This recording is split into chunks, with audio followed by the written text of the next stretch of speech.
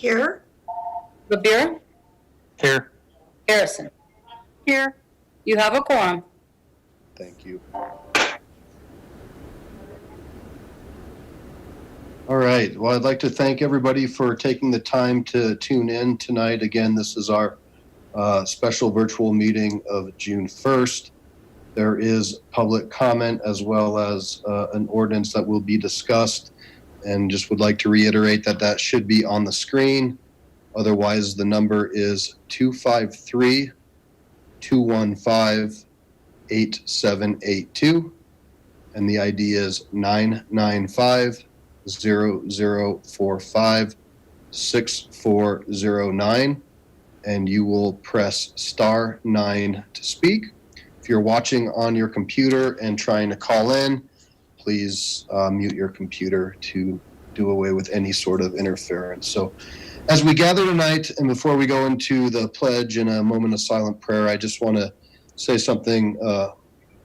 Because of the times that we're in, I asked the Lakewood Faith Coalition to be a part of our silent prayer this evening, and they much obliged. And while they can't participate via Zoom, they are going to be saying a prayer with us in our community, and this is what they sent this evening and what they're praying for as we take a moment of silence. Asking for help in healing any divide that separates people from one another in our city, county, state, and nation. Asking for help to bring peace to all people regardless of race, religion, socioeconomic status, or worldview. Asking for healing for the Floyd family, healing for injustice, bigotry, prejudice, hatred, division, fear, anxiety, rage, depression, violence of all kinds, and for the heart and soul of our city, county, state, and nation. So I want to thank them all for being a part of this. And if you'd now please join me in the Pledge of Allegiance, and we will keep that for a moment of silent prayer. Thank you.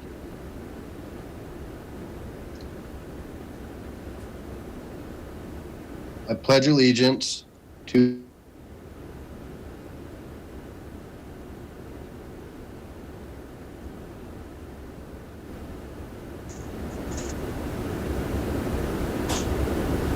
Justice.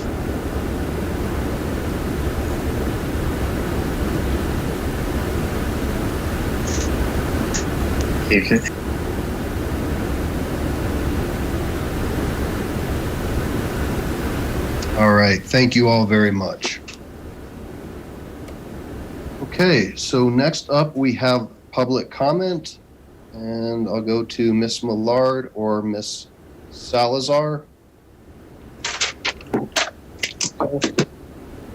Oh, sorry. The host, okay. So who? Looks like Miss Salazar, you are unmuted. Okay. Let me get my timer. Okay. So caller ending at 7360. Thank you.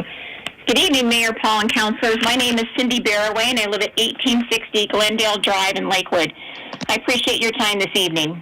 I'm speaking to you tonight regarding the incident involving Councilor Springsteen, her boyfriend, Mr. Axel, a.k.a. Shadow, in a group home for people with dementia. I'm sure you're aware of the news segment from that incident. It was clear from the video shown on TV that Ms. Ziegler, with the group home, felt that Mr. Axel was behaving aggressively towards them, and that Ms. Ziegler and her colleagues were concerned for their safety. After that news segment aired, more information came out that Councilor Springsteen and her boyfriend had a previous encounter with the Lakewood Police Department and the group home. During that encounter, which I believe was in October 2019, Lakewood Police responded to a complaint about an individual who ultimately turned out to be Mr. Axel.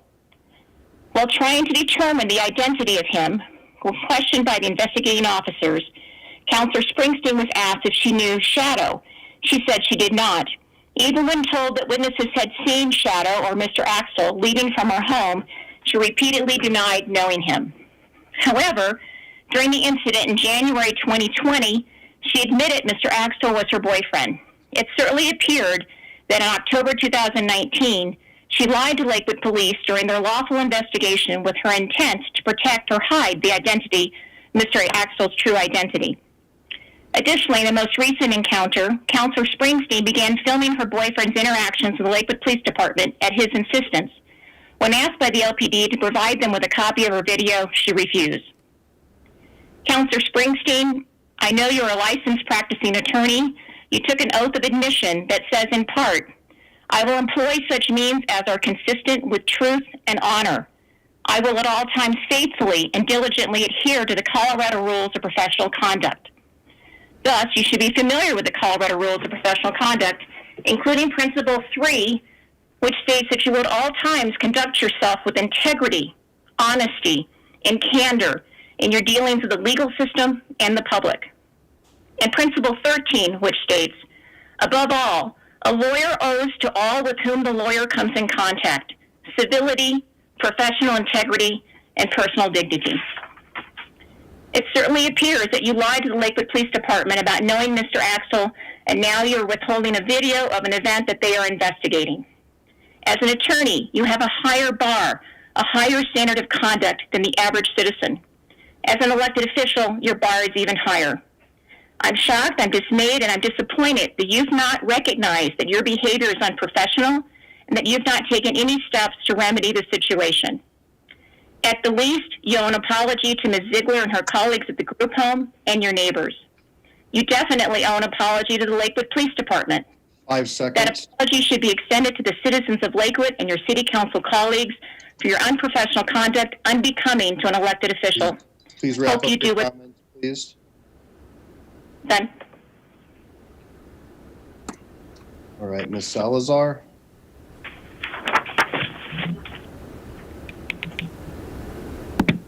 Caller ending in 6897. 6897, if you please give us your name and address, and we'll start your 3 minutes. Hi, my name is Megan Ziegler. I'm at 1570 South Newland Street. I'm the Executive Director at Rocky Mountain Assisted Living.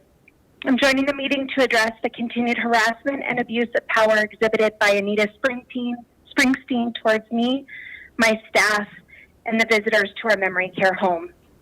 I would like to know what City Council is planning to do to stop the harassment, the intimidation, and incitement of violence we've endured from Anita. I wish I did not feel compelled to be addressing you this evening, but silence is not working. For years, we've endured this behavior. Now our physical safety and mental well-being is on the line. I cannot remain silent any longer and hope this all goes away without real intervention. While we are fighting the good fight, taking care of a fragile population during the COVID-19 pandemic, Councilor Springsteen's harassment has continued. Just 4 weeks ago on May 6th, Anita continued harassment and intimidation by recording video of me on her personal phone while I was working with the fire department. She's wasting city resources by having code enforcement constantly respond to unfounded and unsubstantiated complaints against Rocky Mountain Assisted Living. We've always strived to be a good neighbor. And during the summer of 2015, Rocky Mountain Assisted Living even agreed to mediation with Anita to attempt to resolve her perceived issues, and she refused. Her years of harassment created an environment where Ms. Springsteen's boyfriend felt he could threaten physical violence without repercussions. He even invoked her name during his arrest, telling the officers, quote, "She's your boss," end quote. Arrest affidavits demonstrate that Councilwoman Springsteen lied to the police during an incident in October about knowing her boyfriend, Jeremy Axel, who resides in her house across the street from us. This is not a private matter. This is a matter of our elected city councilor putting my staff, visitors, hospice volunteers, physicians in danger. Anita Springsteen will argue that these actions are her boyfriend's and not hers, but she actively incites him and encourages this criminal behavior. I respectfully request a response in regard to what you will be doing to stop this behavior and protect us. Thank you. Thank you. Ms. Salazar?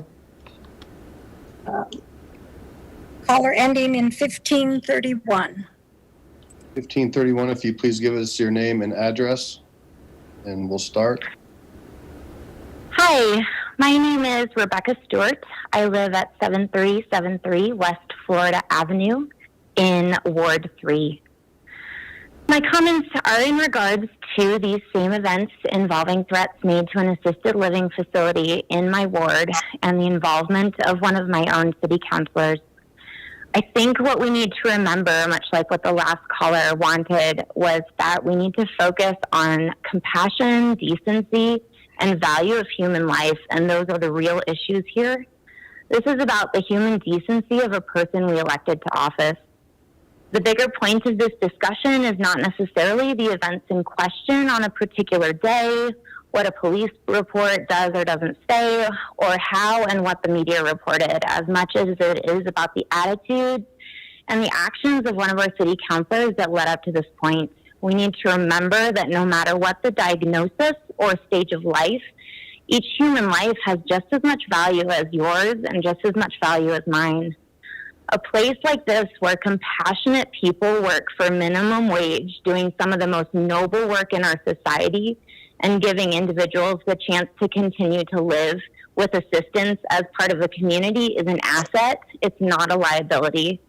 It's quite possible that there are sanitation and other issues like the ones that were raised. In fact, having worked in several memory care and assisted living facilities myself, I don't doubt it. However, I think it's important to recognize that these people and this facility are an asset to the community, and we need to come alongside them to be part of the solution instead of having an antagonistic attitude towards them that most likely led to these alleged events. Imagine families in the neighborhood adopting them as grandparents or visiting them and creating connections, being present and connecting with the residents so that the staff can do their jobs better.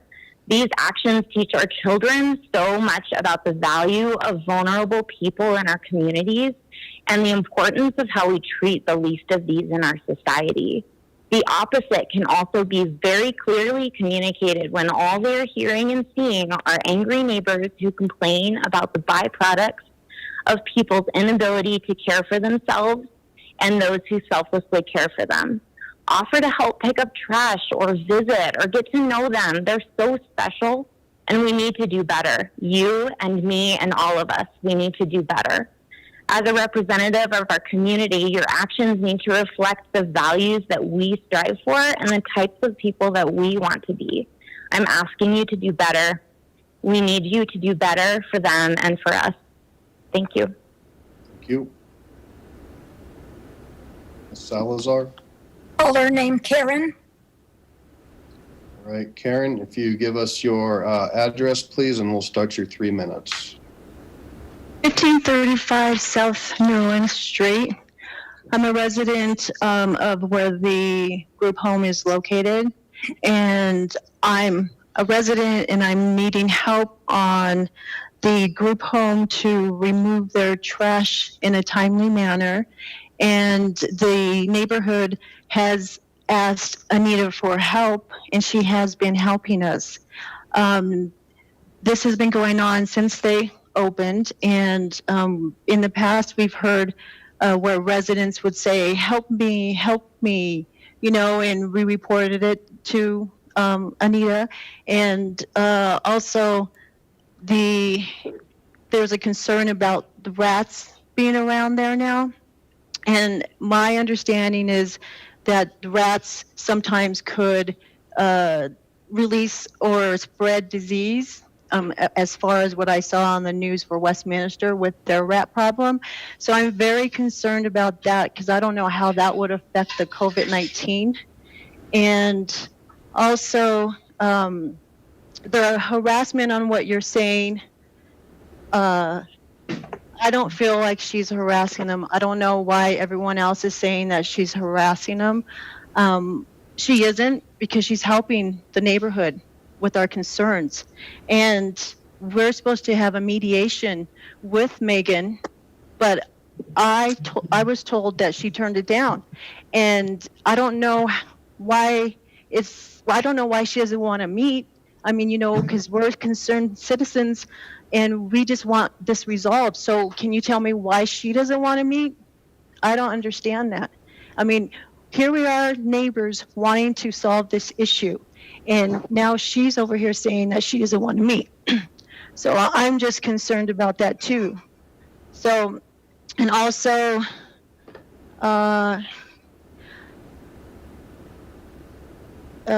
Anita's doing a great job in being the city council.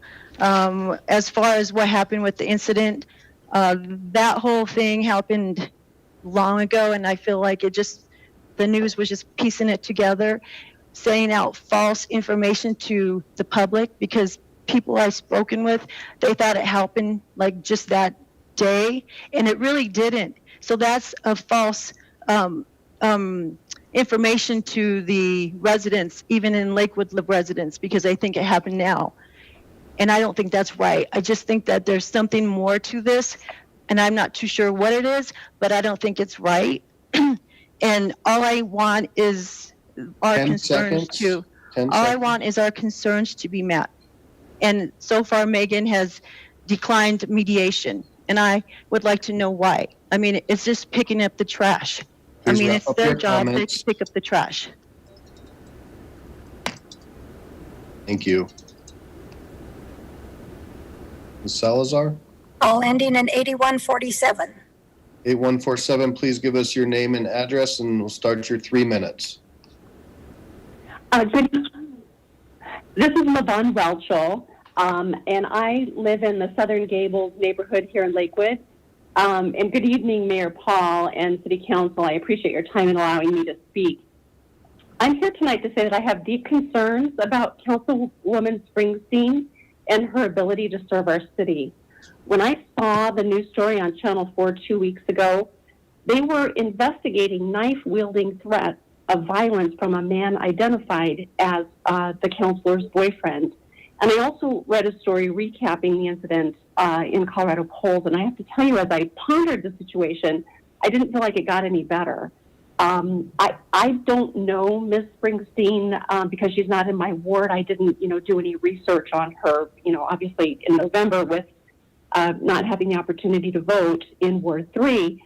But I did do some further research, and I see that when she was running for city council, she told the Lakewood Sentinel that her top 3 priorities, if she was elected, were 1, to promote smart growth, number 2, to increase public safety by working closely with the police, and number 3, by making certain that voters are heard in a sincere way and treated with the respect and consideration they deserve. And while I can't speak to number 1, I certainly believe that Ms. Springsteen has seriously failed on number 2 and number 3, that she told the Sentinel were important to her. You just don't improve public safety by video recording your boyfriend being abusive to the police and then not providing that video to the police. I'm curious why she will not provide the video to the police.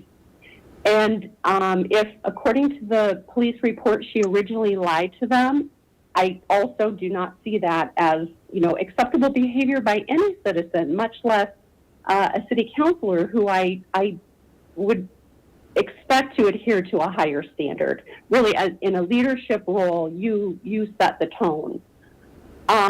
Next, when she was asked by the Sentinel how the city should, implement the citizen-approved growth ordinance, because I know that's an important thing to her, she told them that as an attorney and officer of the court, I understand the importance of the letter of the law. I'm, again, based on the two things I've already mentioned, I find that disingenuous at best. Finally, I'll just say this.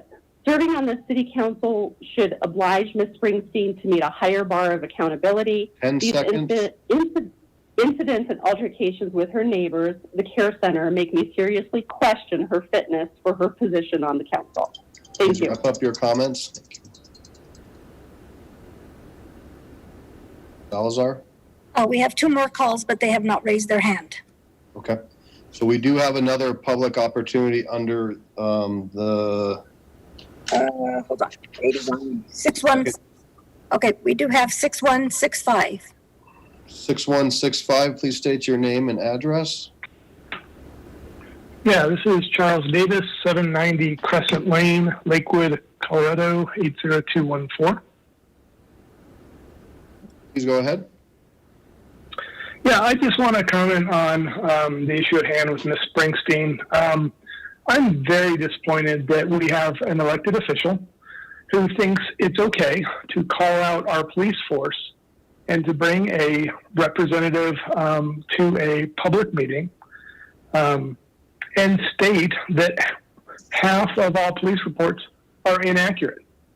So in our current time of crisis in this country with the issues with police forces, we have a sitting city councilor bringing somebody to justify her actions and her behaviors or to brush them off by stating that the police officers' reports are not accurate. I also like to call out Councilor Bida, who used to be a judge, and his tacit agreement and support of his fellow city councilor is unfortunate because he's also, by association, stating that 1/2 of police reports are inaccurate. Now, I don't know if that is or is not the case. I'm not a police officer. It'd be nice to get somebody from the police department to come in and talk to council and represent that. But I find it completely disturbing that we have a city councilor and another city councilor supporting that councilor in calling out the police officers and stating that their report was tangentially a lie and misrepresents the truth. I think that's a travesty. I think that's unfortunate that the council believes and that we have a councilor who represents all of Lakewood stating this in an official capacity at an official meeting, and the other councilor agreeing with that stance. That is, in my opinion, both councilors should resign because of they are there to support the staff and police within the city of Lakewood. And neither one of them are doing that. And that is, if that's not violating their oath of office, I don't know what is. Thank you. Thank you. Just the one caller, and they have not raised their hand. Okay. So with that, we will wait until the item 6, which is the ordinance that we're going to hear for that. And we'll close public comment. Mr. Abel, your hand is up.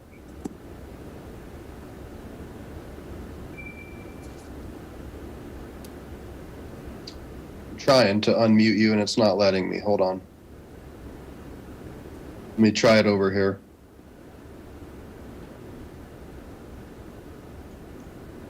Up.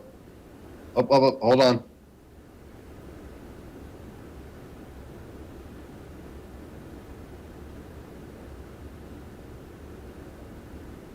We just had it. Can you All right. hear me now? Now we can hear you now. You're loud and clear. Yep. I did not raise my hand. Oh, all of that for not raising your hand. Exactly. Nice All right. Mayor. Yeah. Miss Gutwein, your hand is up. Thank you. I just wanted to apologize for my technical difficulties and internet issues and let the record state that I am here. I am present. Thank you. All right. Thank you. Okay. All right. Anybody else? Okay. So there were a couple questions that normally I would engage in during public comment, but I think that we're open to having that conversation at a later time if somebody would like to discuss any of that, especially as it relates to the mediation question. I don't have that answer, and maybe those more familiar are willing to engage with that. But that's all that I have to say. And again, if anybody else would like to weigh in, give you that opportunity. Okay. So will the, see here. Ms. Hodson, you have a report. Yeah, thank you. Good evening. This will be very brief in that we have a lot to cover this evening. First of all, just an FYI, I didn't have time to write an email for you today, but just so you know, Denver PD is expecting another night of protests downtown. And again, they have requested mutual assistance, it's called mutual aid, and assistance from the metro area law enforcement agencies. So we'll be sending, we with Wheat Ridge, will be sending some of our officers down there as we have the last couple of nights. And I just wanted to let you know of that. Let's all hope that the civil unrest dies down and that people can do this peacefully. We had a situation, actually today is June 1st, so we opened up City Hall again. We had a return to work program that started today. It took effect today, which means for us about 50% of our employees are back in the workplace. We will continue to encourage remote working by the employees who can do that. We've implemented some very strict guidelines as it relates to the environment that our employees will be working within, trying to keep people as safe as we possibly can. And those guidelines include mandatory health screenings, personal protective equipment required, and all kinds of elements related to workplace safety. So I went past the front door today and we're actually handing out face masks for those in the public who have business to do in City Hall, so that we'll be handing masks out if people don't have their own.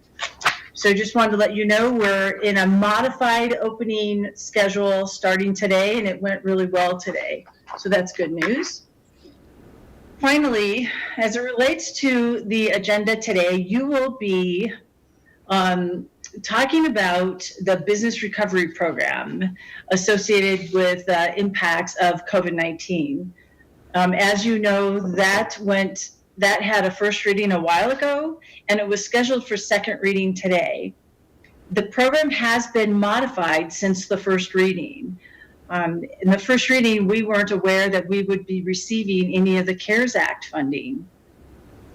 So there's been a change in funding, and we've also heard feedback from our business leaders by way of 3 different business task forces, telling us what they need and what their biggest, highest, most important needs are right now. So as a result of that, we've altered the program somewhat, and we'll have that conversation. Robert Smith will be much more articulate than I can be as it relates to these changes that you'll consider tonight. You'll consider them tonight, but having said that, because of the fact that this program will be funded by CARES Act dollars, and because of the fact that the CARES Act dollars haven't been appropriated by you, City Council, we can't have an approval of funding when the funding hasn't been approved yet. So that was one of those things where it was a hurry up, and then we realized, oh, we have to wait until the funding is appropriated. So tonight you'll hear about the program from Robert Smith, our Economic Development Director, and we've gotten a few questions from you, and he'll be able to answer those if he hasn't already. And then this will go to the actual action you'll take on this program will be aligned with the approval of the CARES Act dollars, because you can't approve a program and the funding until you've got the funding approved. Makes sense? And I'm sorry, I take full responsibility for that. This is just a part of the crazy times, and we're trying to get things done quickly, and things are taking more process than we expected. So I wanted to let you know that. If you have any questions, I'm happy to answer those. But Robert Smith is on the line somewhere in the gallows of virtuality, and he'll pop up when his item is introduced, and he'll have lots of really good information. So with that concludes my report, and thank you. Great. Thank you very much, Ms. Hodson. I appreciate that. There is no consent agenda this evening. And so we'll move into item 6. I'll ask the clerk to please read item 6 into the record, and I will open the public hearing on item 6. Item 6, Ordinance O-2020-16, creating the COVID-19 Business Relief Grant and Loan Program and authorizing a supplemental appropriation to the City of Lakewood 2020 annual budget in an amount not to exceed $1 million from the Economic Development Fund and authorizing the expenditure thereof and further declaring an emergency. Thank you. We will have a presentation here in a quick second by Mr. Smith, and I will remind the community that there's a public comment opportunity on this. And again, that is 1-253-215-8782. And the ID is 995-0045-6409 with a *9 to speak.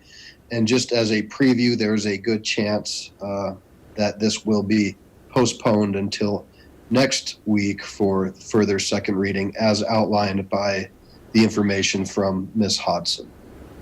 Mr. Smith, you there?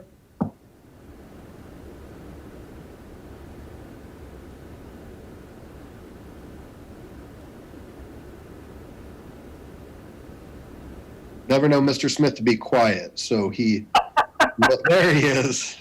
Good evening. Thank you, sir. I appreciate that introduction. And yes, it's difficult when you're speaking and you can't be heard. So thank you for allowing me some opportunity to chat with you this evening about this program. It's been a whirlwind along the way, and so I thought I'd take a little bit of time to explain just a little bit about how we got here, about what we were talking with businesses about, some of the advice that we've gotten along the way, and the fact that we've been working with a lot of our sister cities around the area on this kind of a business recovery, relief and recovery program, grants program. So if you don't mind, I'd like to share my screen and bring up a PowerPoint presentation, and I will roll from there. Hang on just a second. I need to get to here and should be good to go. Wanted to talk a little bit about the COVID-19 relief recovery business grants and loan program. Along the way, there's been a lot happening. It's been changing. It's a very fluid situation, and just a little bit on how we got here. It was March 16th when they did the first of the state-ordered business closures. That's 77 days ago. I know for most of us it feels like it's been a lot more than 77 days, but it was just 77 days ago. And right at that time, the economic development team pivoted from our typical strategic plan to doing essentially two things: gathering resources for businesses and then reaching out to all of the businesses, chatting with them, finding out what we can do to be of assistance and how to best assist in this challenging time. We've talked with hundreds of businesses that we've got along, and we think we've got a little bit better program than what we suggested on the 1st of May. The state order then had gatherings of 10 or more on March 18th. So this was a week of difficulty in terms of lots of changing orders, lots of changing direction. And as we talked with businesses, there was a lot of uncertainty and a lot of, can we get to that next stage along the way? How are we going to recover revenue, and so on and so forth. School closures were at that time until the middle of April. That's of course obviously been since extended. So a lot of the things that we were talking with businesses about at that particular time were, how do we get our employees to work with, child care issues. The other things that were coming up very quickly were rent and also maintaining their staffs and their team, because many of these folks had to let folks go. All right, on the 16th and 17th, and they furloughed a lot of folks, and it was a difficult time in there. So those were the two things that were very much prevalent at the beginning. And that's why when you look at what other cities did, you'll see a lot of rent assistance or mortgage assistance, that sort of a thing.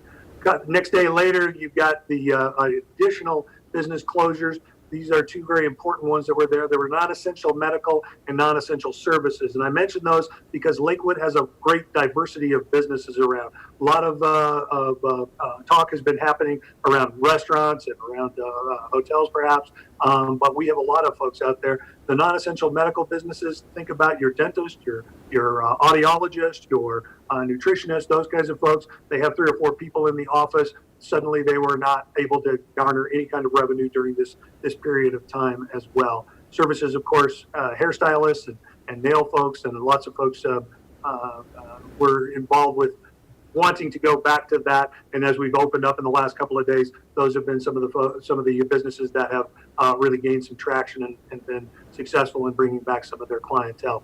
At that time, we started doing outreach to other cities. We all had a challenge in front of us. One was to have meaningful assistance coming to businesses. In other words, if you only give a business $1,000 or a grant of $1,000, will that carry them to the next phase? Most of the economic development community was in agreement that wouldn't, but how do you do enough dollars to be meaningful and robust? We have a little more than 7,000 businesses in the city of Lakewood.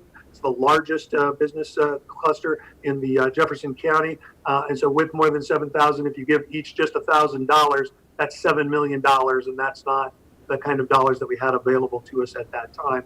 So we moved on to in the time here. The state ordered the stay-at-home order on the 25th. So here we are about 2 weeks into the situation. The U.S. unemployment rate topped 30.3 million in a new initial claims for that week. That was a record at that time. We've since topped that record for week of initial unemployment claims. And Colorado unemployment was estimated at about 250,000 folks, which was also a record at that point. The CARES Act was signed by the president on the March 27th. So a couple days after that, it included some elements that we were working very diligently with businesses to try to get access to. The chief of which is the Payroll Protection Program. It's essentially a loan that can turn into a grant if you follow some guidelines in there. Businesses were able to get 2.5 months of payroll for their businesses. So it was a significant amount of money. We were working with a lot of businesses to make application to the Payroll Protection Program. And there was also at that point dollars approved for the the county's COVID-19 mitigation, which is the dollars that we're talking about coming about on the 8th. There were also additional unemployment dollars for folks that had hit the unemployment circuit, and that was helpful for making sure that wages were staying up high enough for those that were unemployed, so that the economy wouldn't have as hard a landing right at that particular time. We worked very hard to get the state a major disaster declaration for Colorado. That's required for us to get economic injury disaster loans or EIDL loans. We knew that we would need to get those, and so we were working with our state representatives and our other sister cities to get there. Of course, we learned about the need for that kind of an order in order to get SBA dollars as we worked through the hailstorm at the mills in 2017. So we really had an opportunity to kind of lead the charge for helping the state get that declaration. On the 3rd of April, businesses were allowed to apply for the PPP program. They have to apply through their SBA approved lenders. Many of them did not have that relationship. So the the economic development team really spent a lot of time working on developing those relationships, getting folks connected with SBA lenders so they could actually apply for those loans. So that's what we were pushing for at that time. The PPP ran out of money around the April 15th. It has since been replenished, and there is still money available in there, a very small amount. The economic disruption experience, as we went through all of this, we realized it's very, very different for different industries. Not all industries are experiencing this situation in the same way. They're very different. We'll talk a little bit about what different industries are and how those folks will be coming into a grants program should you choose to approve one, and I certainly hope you do. As they come into that program, their needs are different and their situations are different. We launched a Lakewood Together project so folks could input into the process of how do we best recover, that sort of a thing. We also put together an economic recovery task force, which was aligned with our 11 most highest employing industries out there. And you might say, why do 11? We did 10, but our 10th one is actually a category called Other. That's a federal designation. So we added on the 11th, which was information. And we'll talk just a little bit about this. The important part of that is that we took some time to talk about the programs that other cities were setting up, things that we would like to set up in terms of a grants program, and got their feedback from it. And we got some general agreement on the program that we put forward on the 1st of May, which is when the first reading documentation came into the situation for us, and that's where we were. On the 4th of May, Jefferson County was kind enough to commit to sharing funds with the cities, the COVID funds with the cities. On May the 4th, we were already in the first reading and so on and so forth. But essentially $12.3 million will be coming for Lakewood, and we believe that a really terrific use for a large amount of that funding is this business grants program. I say grants program because, as you are well aware in the first reading, we had a loan component of it. The purpose of that loan was to be able to get a significant dollar amount into the hands of businesses and some level of accountability for them to be working with it. With the new program, or the one that we will be suggesting here in the next week, heading into the 8th, it's a larger grant program. There's some smaller grants and some larger grants. We'll talk about those in just a moment. We had an opportunity all through March 30th all the way to May 29th to take a look at what other cities were doing. We got feedback from other cities. We learned from their successes and the things that they may have changed and noted in improvements on. Some of those cities did entirely grants. Some did loans. Some were rent-based. Basically, that would also allowed us to gauge the strength of demand within the city, the clamor that folks had for those particular grants, and what types of businesses were coming into the mix. So then finally with this, will take us over to June 8th, and when we do the second reading, and hopefully we'll have some agreement on some of these things that are important for us. I want to talk real quickly about Lakewood's top industries, because again, as I mentioned, there's a lot of folks that talk to us about the industry with which they're most familiar, but other industries are experiencing this in some very different ways. Our number one employment industry in the city of Lakewood is healthcare, social assistance. There's about 13,000 folks that are employed in healthcare in the city of Lakewood. There's about 583 different kinds of healthcare businesses out there. Again, try to think of your doctor, your dentist. Your dentist might have a couple of hygienists, might have a bookkeeper, might have a receptionist, might have a marketing person. But these are small businesses with multiple people that are involved. They were flat out not allowed to operate during the month of March and April. And as we're just coming into May right now, this is the time when they're able to open up their practices and start really taking in clients again. Our second highest employment is the retail trade. There's about 9,000 people employed in retail trade in the city of Lakewood. There's 561 businesses. Retail trade was very uneven. Grocery stores were doing a lot of business. Folks were needing those essential services and products and whatnot. Target stayed open. Walmart stayed open. Those were the kinds of businesses that were really moving some things in terms of product and doing some great sales. They were also keeping people employed. A lot of them even put in some additional pay, what a lot of folks refer to as hero pay for some of those folks. But then there were other retail outlets that simply could not operate. So you think some of the smaller boutiques and the clothing stores, a lot of the stores that are in the Colorado Mills Mall, a lot of the Belmar was closed down. Restaurants were open, but a lot of retail stuff, not so much. Public administration is the third highest that we have there, and a lot of folks immediately think of the city of Lakewood. Yes, we're included in that category, but we also have the highest concentration of federal employees outside of Washington, D.C. About 39 different entities comprise this category right in here. Obviously, these grants, that we would put for the city of forward with the city of Lakewood, would not be eligible to governments. So those would be out of the mix in these kinds of grants. The fourth one is administration and support. Essentially, these are kinds of businesses that support other kinds of businesses. Think auto repair, think maintenance folks along there. Those were also unevenly experienced. A lot of the auto repair folks were able to maintain some level of working through things, but they also had a demand drop off. Folks weren't really as interested in fixing their cars or repairing their machinery and things in the house. The next category is professional, scientific, and technical. These are the doctors and the lawyers and the accountants and professionals, and we actually have a large lab, Mesa Labs in the city of Lakewood that does really very highly technical sorts of services. Again, much of it uneven. Much of these businesses were able to operate from home. So as they transferred into the stay-at-home order, their types of businesses were not nearly as affected as others. The next category in terms of employment, accommodations, and food services. Accommodations, particularly in the hotels that have 50 or more rooms, the larger hotels essentially were shut down for 2 months. Their occupancy rate was in single digits for a lot of that time. So a lot of the revenue was off. They had to lay off a lot of their employees. And then, of course, restaurants and food services.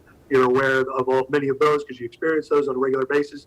Lots of folks were able to convert and move into curbside pickup and then move into the technical part of it in terms of they had access to websites and apps where you could load food and whatnot. a lot of the mom and pops restaurants weren't set up for that kind of thing. A lot of them, when they closed down the dining room, really couldn't convert over into curbside pickup or takeout sorts of businesses.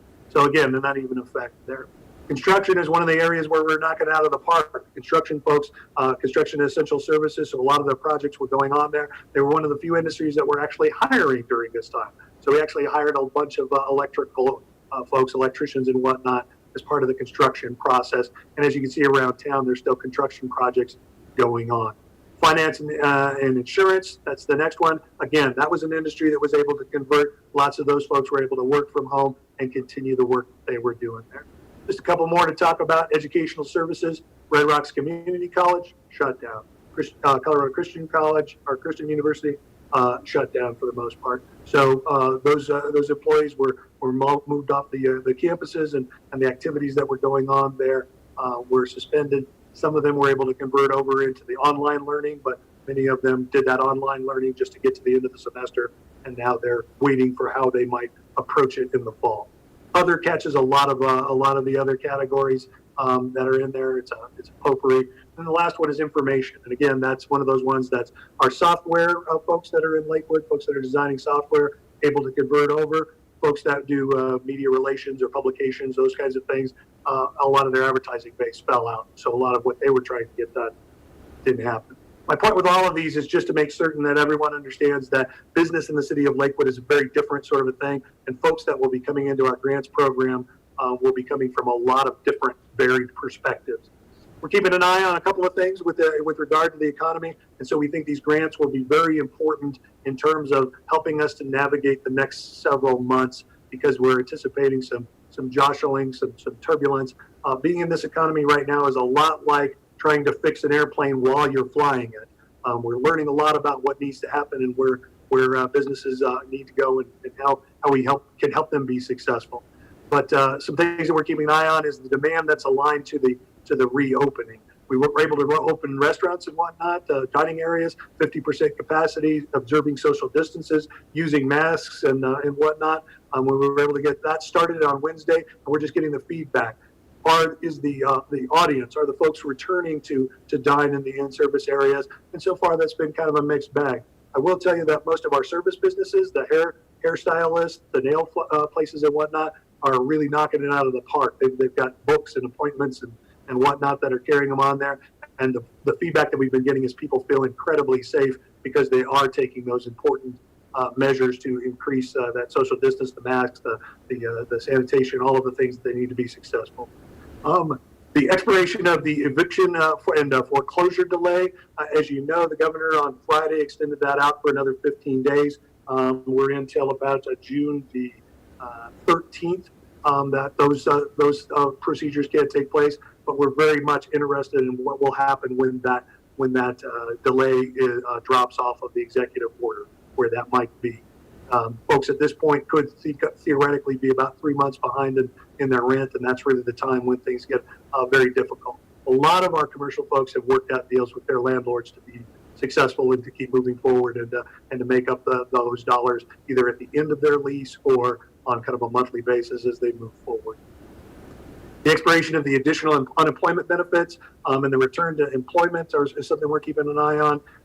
The additional unemployment benefits are going to end in July, at the tail end of July. And so being on unemployment will be less, there will be less dollars involved in being on unemployment. And so that may precipitate out some action there. We also are hearing anecdotally that folks are having some trouble moving off unemployment back into the workforce simply because the dollars don't necessarily match out. And then we've also got folks that are, quite frankly, they're concerned about coming back to work in a COVID environment. That's just where they're at. The PPP timeline program had about 8.5 weeks. Those are coming to expiration. So the dollars that folks had in the PPP program needs to be deployed and being used in order to hire on payroll folks. So hopefully they'll bring back those folks. Childcare continues to be a concern. A lot of that has to do with the fact that, when you want to return back to work, you have to be able to do something with the children. And a lot of the programs that would normally be available in the summer are not taking place this year because of COVID. And then, of course, we're concerned about the additional COVID outbreaks. I did want to mention a couple of things that I think are relatively positive. With the April stimulus checks and the enhanced unemployment benefits and even some of that hero pay, there was a great deal of temporary liquidity in the market. So a lot of the businesses that were able to pivot and stay open had a lot of demand support. There were folks that could eat a food from curbside service. There are folks that could take advantage of takeout simply because there's a lot of dollars in the market. As I mentioned, it's a temporary sort of a situation, but for right now, that helps to move our economy forward in time. So hopefully we can continue to rev it up and keep it moving. Many of the businesses are reopening right now. The staff's been working very hard and rapidly with restaurants and retail. I have to tip my hat to the folks in Public Works and into planning because the city of Lakewood has a program. It's a one-pager so that folks can temporarily modify their site. They can get out into the outdoors. They can put up tents, awnings, tables in the outside, move their liquor licenses so that they can serve in the outside. It's a one-page form, and we're turning those around very, very rapidly. And a lot of our restaurants are taking advantage of it. We're just getting feedback now on how those programs are working. But we're hopeful that those will continue on that way. And then there was a little bit of a glimmer in the last unemployment report, and then I want to mention, and I can't really downplay or underplay the fact that the unemployment rate is very, very high. It's historically high, higher than it's probably ever been, or close to when the Great Depression was in place. But I did want to mention that right in there, they always mention the initial claims, people that come on the program first. The continuing claims are the ones that continue on the next week and continue on the next week. About 3 million of those drop off in the first week, the first report in the month of May, which indicates that they're going the right direction. So even though they were initial, some of those 3 million folks were initially on there, they found work or came off the unemployment in that time. And so that's something to look forward to, and we're going to keep looking towards that. So some improvements to be made on the grants program that I have in front of you that we'll be talking about hopefully next week. Committing and encumbering the CARES Act dollars to the funding of the business grant program will allow us to do some things that we didn't have the opportunity to do before. Namely, we can put more dollars into it and be more comprehensive and robust with what we might be able to put forward to businesses. We can commit to a larger total funding. I'm thinking in the neighborhood of that $3 million. Before the program that you had before was limited to the $1 million. Perhaps we can put as much as 3 times into the program, which will allow us to help more businesses and help them more robustly and more with more comprehensiveness. We're hoping to use a random drawing instead of the first come, first served for some of the grants. Some of the counselors asked me about the first in and first out. That's how a lot of the cities were regulating the not picking winners and losers. It was whoever could get in there in a more timely fashion. We do have a system in place where we can time mark things that come in, but what that really encourages is a bunch of people to rush in at the 8 o'clock hour or the 9 o'clock hour whenever it opens. What we really want to do is do give folks a big window, a couple of days to put in their application, do it when it feels comfortable to them, get it the way they want it, submit it, and then we do a random drawing, which truly helps make it less, makes it so that everyone has an equal opportunity at those grants. We're talking about maybe using some of those funds that we put in there. Again, maybe of that $3 million, that a significant portion of that, we use a weighted rubric to better direct significant numbers of the grant. So business size, I know that some of the council members were mentioning that our initial salvo said, we'll go all the way up to 50 employees, and they thought maybe dropping it down to 25 would be a better situation so that the smaller businesses had more opportunity at the grants. We can do that also with a weighted rubric for business size. We can also reward longevity for being in the city of Lakewood for multiple years. Hardest hit industries, as I mentioned as we went through those, there were some industries that probably should have a first chance or a better chance at those grants. Business survivability, those businesses that can make it to the other side, granted where there are right now. Folks that experience a great deal of revenue loss, folks that had to do a lot of COVID mitigation costs, plexiglass, stickers, rope lines, all kinds of things. Businesses had to absorb a lot of costs, and so if we can bring that into the program, we may be able to adjust the grant size. So that would allow us to determine the level of their loss and better match a grant size to their verifiable need. so that folks that were hurting more would have an opportunity for more dollars, more comprehensive amount of money. If you just do the straight math on this, and again, this is just back of the envelope math for the discussion tonight, but if we were to devote $1 million to it, that was the entire program before, to $3,000 selected at random grants, we'd be able to help out 333 businesses. As we were going through the businesses, I was mentioning how many are out there, total of 7,000, but at the end of the day, 333 businesses could get a $3,000 grant, which was more generous than what we were talking about before. If we did the other $2 million into it up to $20,000 for their loss, that would be a more significant amount of money, probably help them more comprehensively get to the survivability. We could help out 100 businesses with that extra $2 million. We could also, if we wanted to up it all the way up to 30,000, we get another 66 businesses. So those are some thoughts that we had with the program. With that, I will take a breath, let it open for questions, and then I had a couple of websites that were on there in terms of, whoops, I went backwards one place, sorry. A couple of websites that can help out businesses that are on there. The first one is Resources for Biz. One of the things that we stood up was a carefully curated list of links to reputable, authentic sites where businesses can go to get assistance in a variety of ways. And that's on our website at that address that you see there. Then we've also got a local map of businesses so that businesses can develop their own account, let us know whether they're open or closed or doing takeout or not doing takeout, or how they're navigating the pandemic and what they're winding up with doing at any given time. We set that up so that they can control that, so that when they're open again, they can open it up and let the world know about it. So with that, I will take that breath that I talked. Thank you. Thank you so much. What an incredible presentation, very robust, and you guys have really moved into action fast. And we appreciate that because we know our businesses are really, really struggling.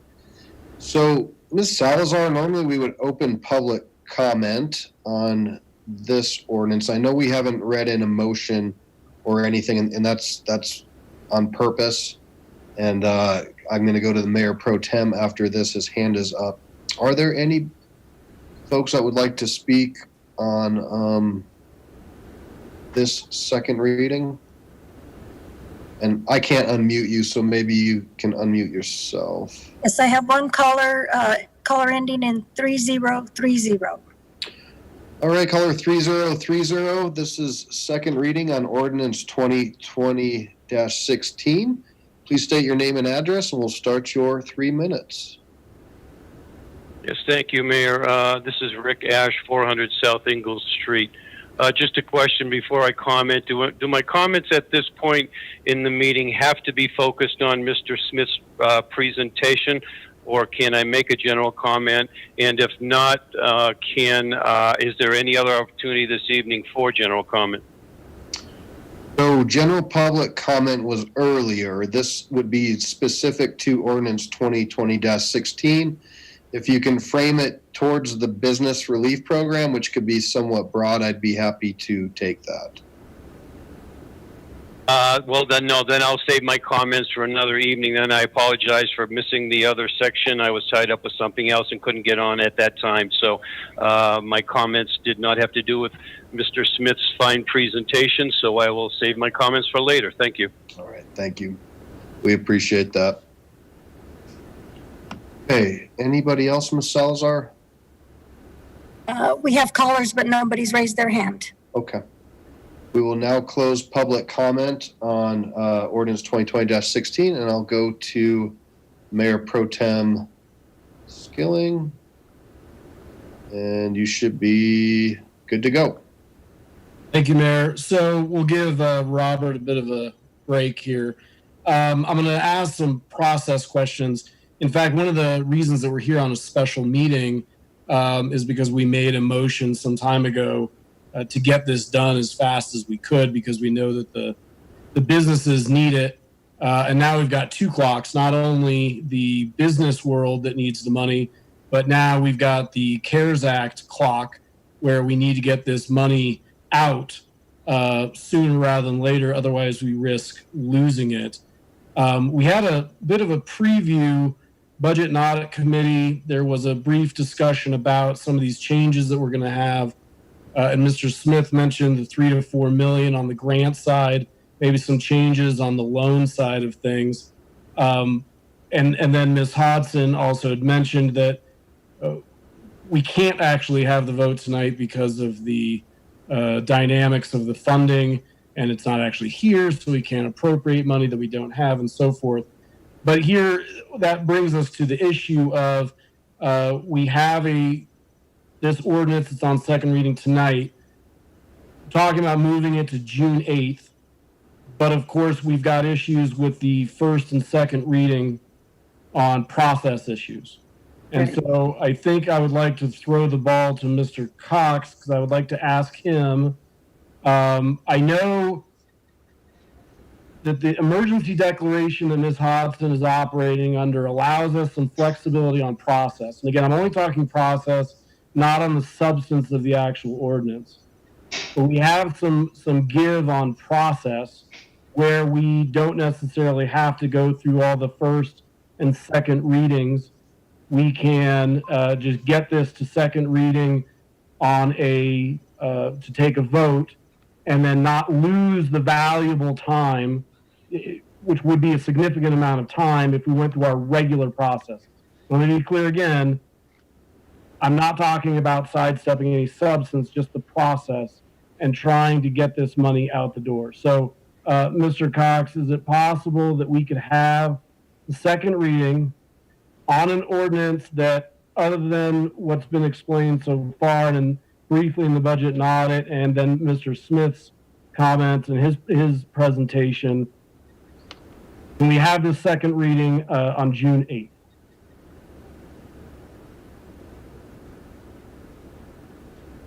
You're muted. Tim, you're muted.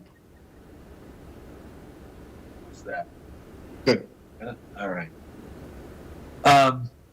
Yeah, thank you, Mayor Pro Tem Skilling.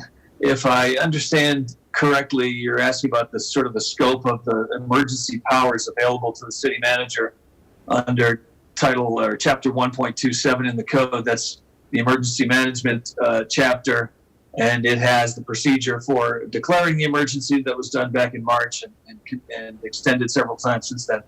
And then it has the list of powers available to the city manager. And keep in mind that these powers exist because in a wide range of potential emergencies, there could be difficulties with the governing body, in this case a body of 11, being able to convene at appropriate times, to convene fast enough, to be able to get documents ready. All of these things that we take for granted in the normal process can become difficult when you have, say, a pandemic, when people are staying at home and not allowed to convene in large groups.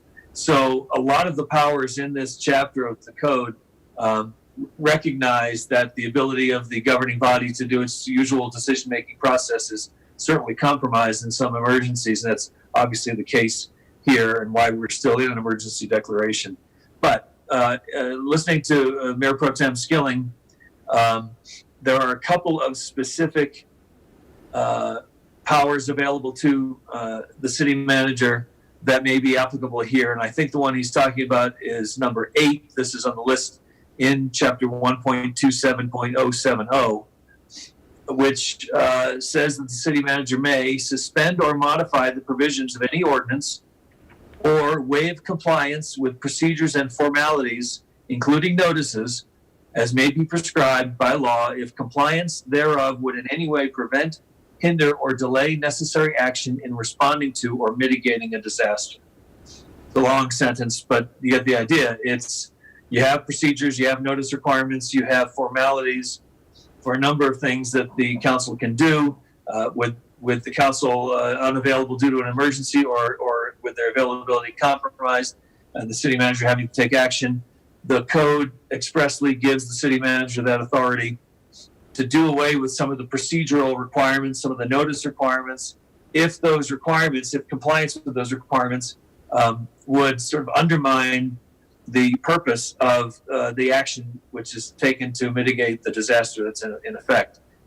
I would simply add, too, that the previous item on the list, number 7 in that chapter, in that section of the chapter, is that the city manager may expend funds, authorize the obtaining and acquisition of property, equipment, services, supplies, and materials without compliance with procurement regulations and procedures. So I bring that up just because it's further evidence of the intent of that chapter to give the manager, who may be the only one able to act on the city's behalf in an emergency situation, broad power to expend funds and essentially take shortcuts in the process in order to get things done in a timely fashion when they need to be done in a timely fashion.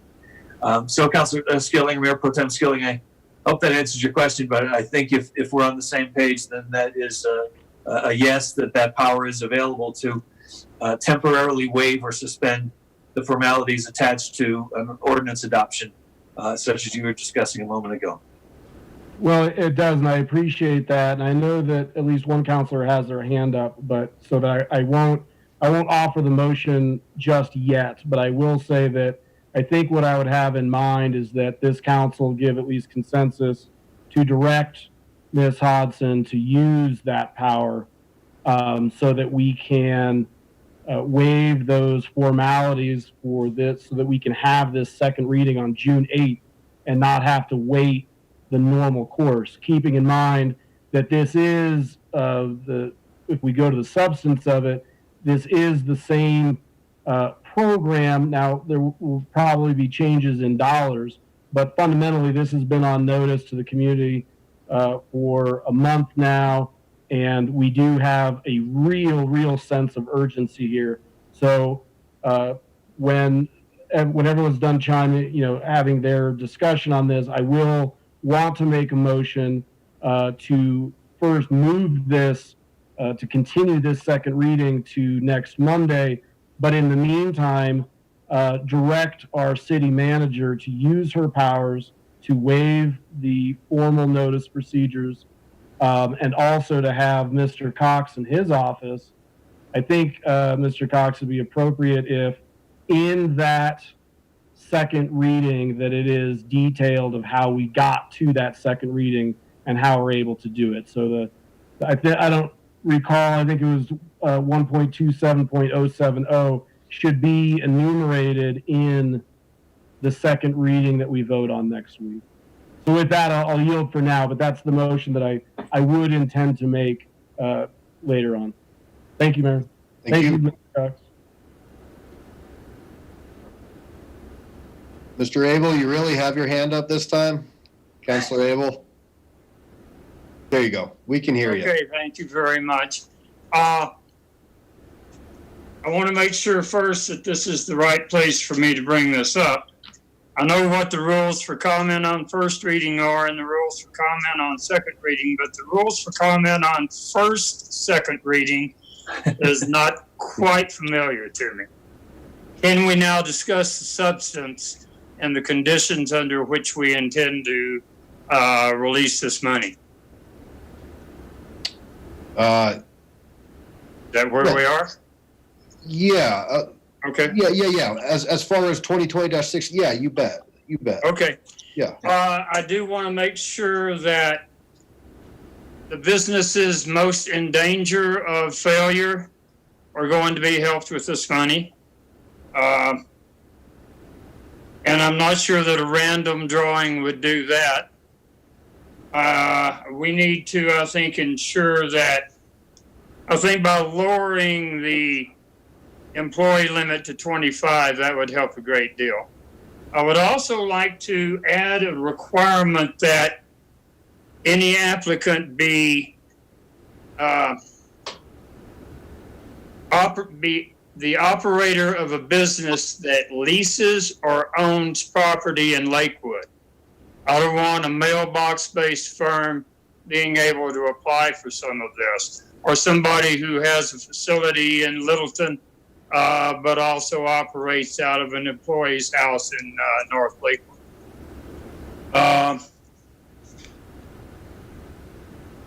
I do like the idea. I also like the idea of an entirely grant program, and I think the more generous we can be, the better. But I think we by having a random drawing with everybody involved, we might not hit those most in need of the assistance. Thank you. Thank you, sir. Ms. Harrison? Councilor Thank you. Thank you.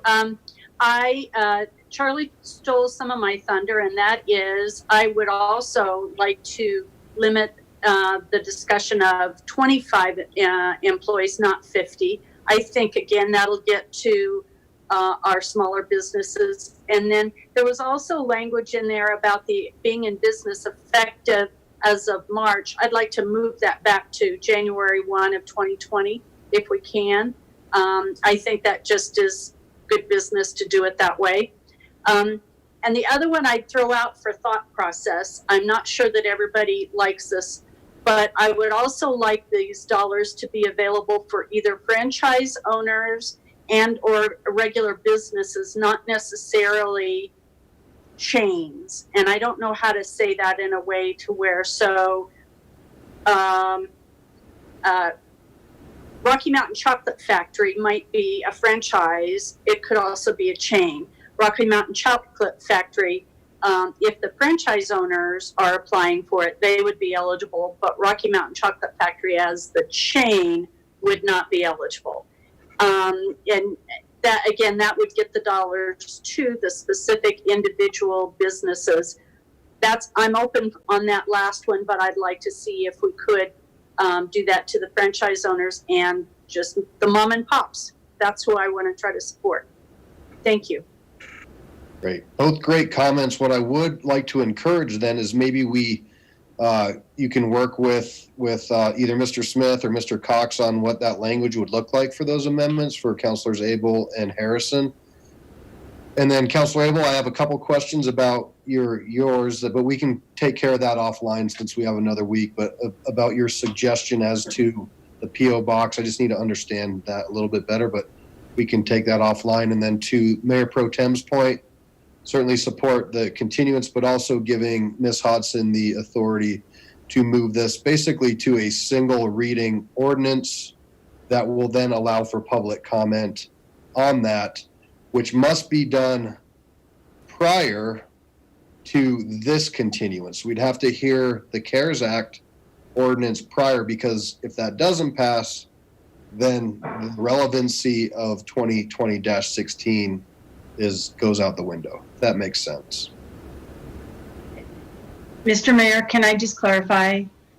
So what needs to happen, if we want to follow what Mayor Pro Tem Skilling is recommending, what needs to happen is the approval of the CARES dollars, which includes $12.3 million, that will precede the second reading on the business recovery program, because the money needs to be appropriated and then that program within.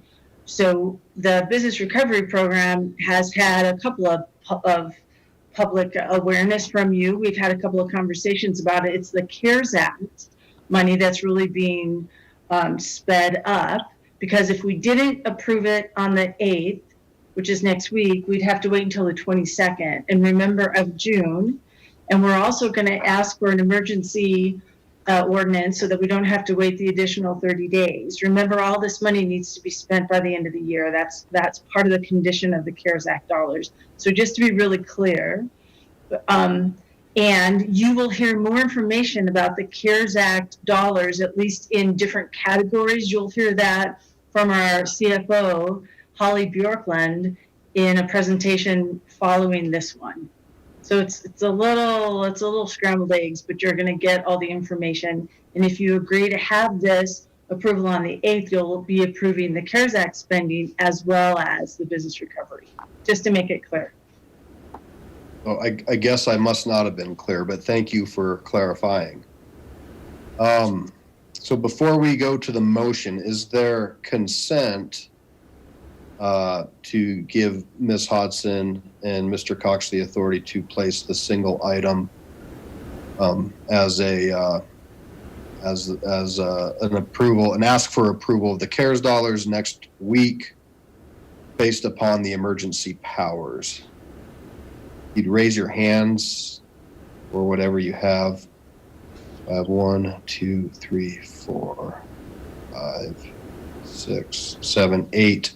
So yeah, there is consent, Ms. Hodson, to go ahead and work with Mr. Cox for that. And then Mayor Pro Tem Skilling,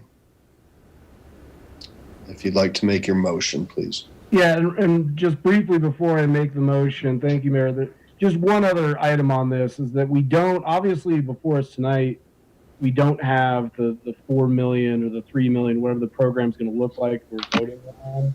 So it will be, people are going to have to really ask the questions as they come between now and Monday, as soon as we see the actual language of the grant program, whenever that comes out. And for example, one piece of it's going to be really grant heavy. But one idea that's floating out there too is about the loan piece of this. And not that we have necessarily loans, but does the city still take a role in facilitating, somehow offering the 0%? Dollars wouldn't come or go from the city, but the city can be involved with the lending arm of the financial institution to offer those 0% to business. So just on the substance piece, just to keep in mind that there may be changes to it that we need to address on Monday. With that, so I'm going to make a motion. I move to continue Ordinance O-2020-16 to June 8, 2020. Second. Okay, we have a motion and a second. Any other discussion? Seeing none, please cast your votes. And that passes, looks like 11 ayes and 0 nays. So thank you. Ms. Hodson, is there anything else that you needed? Well, I was just going to ask, does anyone need, I'm seeing that some people don't have their arrows. Do we need to print a few more and send them out? Because it's really hard to see fingers. It's hard, and we've heard from the public that they want to see how you're voting. And you can't always, because of your background, you can't always see what your fingers are doing. So if Dave's, we can have what he just showed, we can have more of those printed if you've lost those. It's not a huge expense. Well, So then I guess the answer for me is yes, because similar to my dog ate by homework, my cat ate by era. So I'll ask Donna Rep to mail each of you another one. Sound good? That way the public who's watching can make sure they understand that they see exactly how you're voting. Thank you. Okay. Okay, anything else on this ordinance before we go to general business? I want to make sure that I have everything here in place.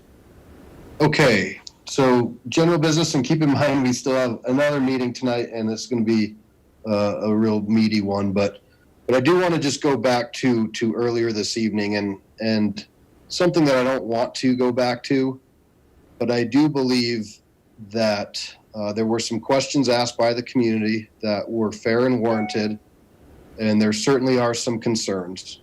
And when we deal with neighborhood disputes, we deal with them all the time. And this has risen to a different level because of the different personalities involved. I worry, and I want to make sure that we are all working together to move our community forward. Things are very, very sensitive right now, and inciting violence or things along those lines, it's not acceptable. It's not okay. And so I would urge those folks involved to try to put a plan together or try to figure out a way to bring this to an end, to bring some sort of resolution to this issue. And this is something that not only did we hear tonight, but we've heard and seen emails, and it's been going on for years. And people are scared, and some folks are scared to come forward because they're scared of retaliation. So I will leave it at that, and I would encourage the parties involved in whether we need to go to Jefferson County mediation, which was offered, or what we need to do to please take that step and take that action to move forward. We have a lot of things going on, and we certainly want to respect all the neighbors and try to move forward. So that's what I have under my general business. Ms. Gutwein?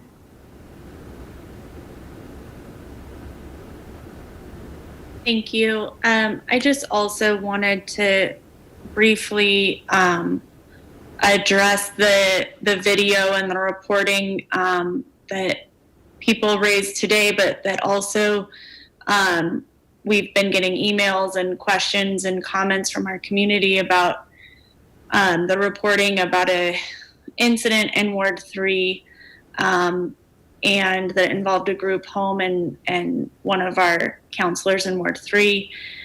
And I just, this is difficult, and I think that, like Mayor Paul just said, the tensions are really high right now, and I think it's especially important right now.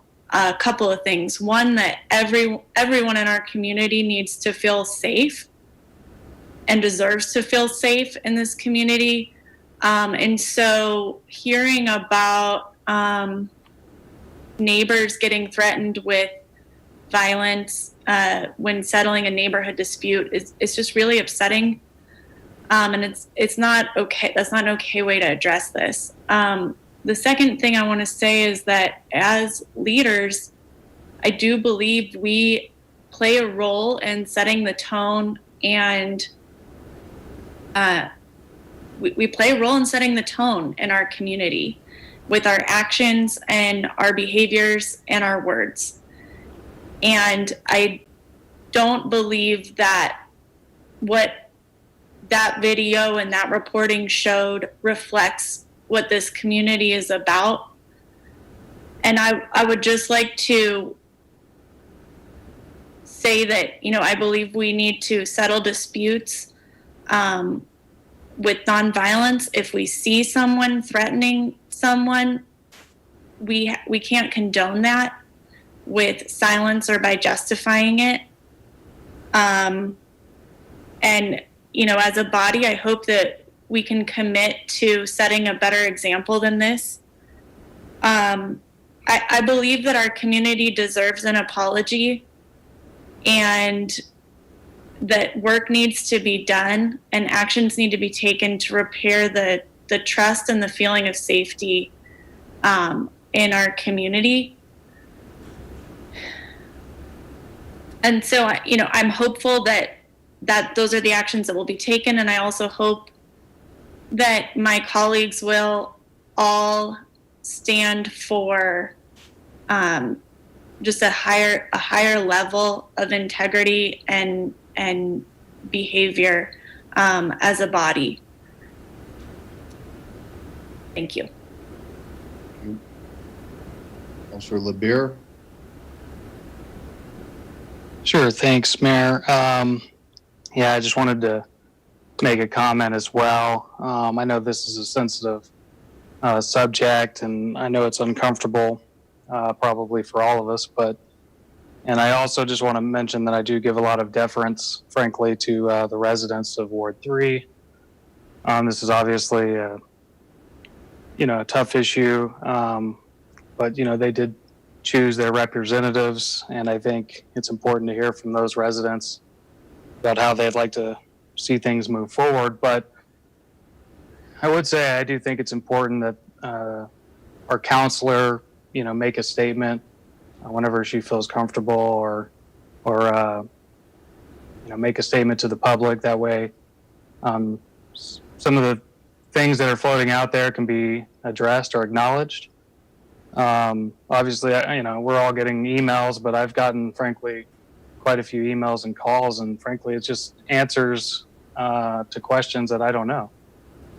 So I think, making a public statement, I think would probably help out with a lot of people's concerns at some point. And just want to make sure that I put that out there. We appreciate, I think, the potential complexity of all the different things that happen. I'm not aware of all of those things, but I think that's why it'd be important to hear from those who are involved. So thank you. Councilor Vincent?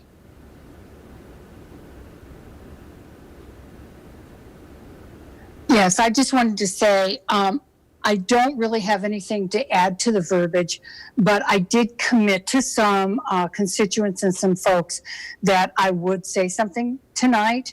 So I have nothing to, what I would have said has already been said, but I wanted to acknowledge that because I did tell people that I would say something. So thank you.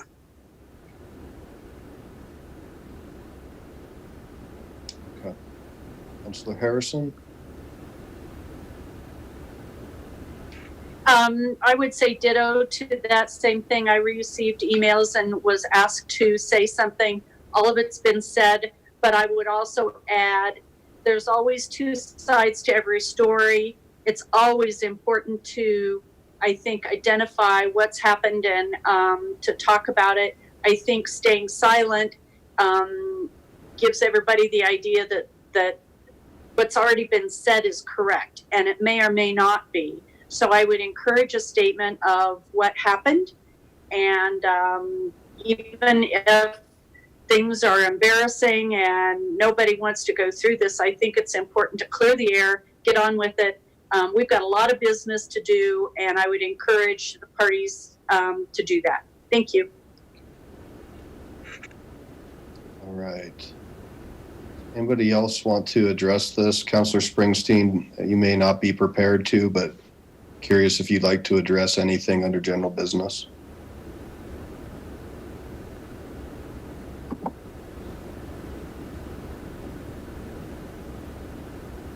You'll have to unmute yourself.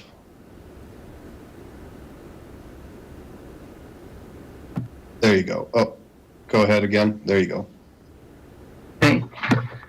I did just want to reiterate the statement I made at my ward meeting on Saturday. And what I said was this, that I know there's some false news that's been circulating about me, claiming that I was untruthful with the police. And that's just not true. I am a potential witness in a legal proceeding, and it deserves justice. So I really can't discuss what occurred at this time. And that's frustrating for me. I know it's frustrating for you, but with patience in time, that story will come out. I have a lot of support and confidence from my ward, and I look forward to continuing to serve them. Thanks. Thank you. Okay. So we're gonna just roll through. We got councilor reports. We'll have another round to do that kind of after the next meeting. One thing I did want to signal out to city council, and that is, you know, when we first started the emergency, we thought maybe we'd be back in chambers in June or even sooner. And as you know, that could go on for a long, long time. It could go on till the end of this year. So, you know, we pushed off a lot of things, and so we just want to do strictly COVID related emergency things. The agendas are stacking. And so with the reality that we probably won't be back, like to just make sure that you know, and maybe we can have this conversation throughout the next week as to getting back to some sort of normalcy as far as our agendas go. And that doesn't necessarily mean the things that are super high profile or other things that we've discussed, but there is day-to-day business of the city that needs to take place and things like that. So I would encourage you to think about that, and please weigh in and let me know what you have to say. Mayor Pro Tem Skilling, anything? Council members in Ward 1, anything?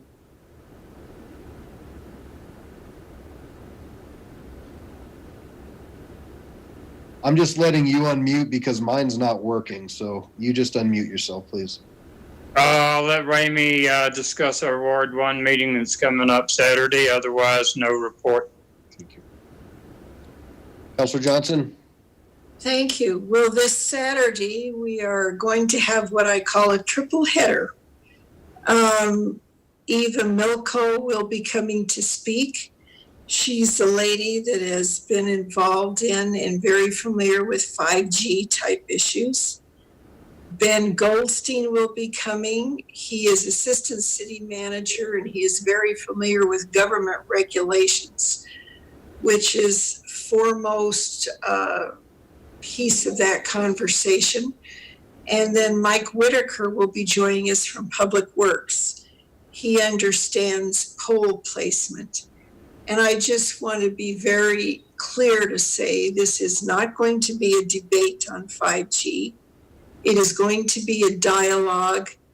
Both Ben and Eva are going to give a short presentation. Ben told me today a 101, if you will, on 5G. And then we're going to open it up for Q&A. There's a lot of issues regarding and revolving around 5G that need clarity and better understanding. And that's what the goal of this ward meeting is. I hope you'll join us. We start at 9:30. Thank you for the time. Appreciate it.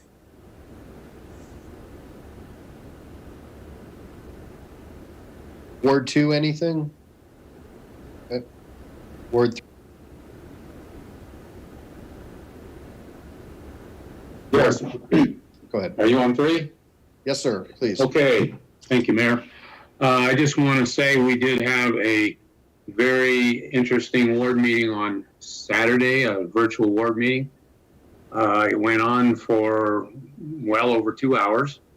We had Dr. Mark Johnson, who's the executive director, as you know, of our Jefferson County Health Department. He was our guest speaker, and I will tell you that I thought, did a fabulous job of not only presenting where we're at, where we've been as far as the pandemic. We opened it up to questions, and our constituents had opportunity to ask some very difficult, hard questions. And I was very pleased that Dr. Johnson, it was no nonsense, no sidestepping, no tap dancing. I mean, he just laid it out there factually as the way it is. And I was very pleased with that. So I just want to say thank you to him publicly for taking the time and for his public service. We did get into this other issue about this group home and all that. People had an opportunity to come in and make their comments, ask questions that could be answered. Some of the representations that were made tonight are not accurate as to what actually did take place at the meeting. And, basically people were reminded that, as someone already said, there's two sides to every story. And until all the facts are in, let's give our counselor the benefit of the doubt. Like always, those things seem to get twisted around to somebody's agenda. But it was a fair meeting. Everybody had a chance to talk, and we continued it on well past our normal time so that everybody did have their chance. So thank you for all that participated, and that's all I have. Anything else from Ward 3? Okay, Ward 4. Dave, you already said no. Barb said no. Ward 5. Please. Okay. We also have our Ward 5 meeting coming up on Saturday, 9 a.m., of course, a virtual meeting. We have asked someone from the county as well to speak. Whether it will be Dr. Johnson or someone else from the county, we are not sure yet. And then we will also be joined by someone from Community Resources to talk about what's open in the city of Lakewood and what's not, and then also about the rules for when you're there and enjoying the parks and open spaces. We will have question and answer. It will be a Zoom meeting. And I think that's about all. Karen, do you want to, or Councilor Harrison, do you have anything to add to that? Not about our meeting. I just wanted to say thank you to our police department for doing double duty and helping downtown Denver with what's happening down there. I am so proud of our police department and what they do and how they help. They are really wonderful people, and I just wanted to tell them thank you. Okay, we are going to, without anybody else with hands raised, we are going to adjourn the special meeting at 8:35 p.m. of June 1st, 2020. And I'm going to now call to order this Lakewood study session of June 1st, 2020. And for those who want to participate in public input, so this will be your opportunity to be part of this budget discussion. Your call-in number will be 1-253-215-8782. Webinar code 995-0045-6409. And you will press *9 to speak. Without further ado, actually, a better roll call, and then again, if you'll help me by just unmuting yourself. Something's going on with mine, so unmute yourself, and we'll get rolling. Okay, Paul? Here. Abel? Here. Vincent? Here. Gutwine? Here. Vita? Here. Skilling? I have not left. I am still here. Springsteen? Franks? Here. Right, Johnson? I continue to be here. LeBure? Here. Harrison? Here. You have a quorum.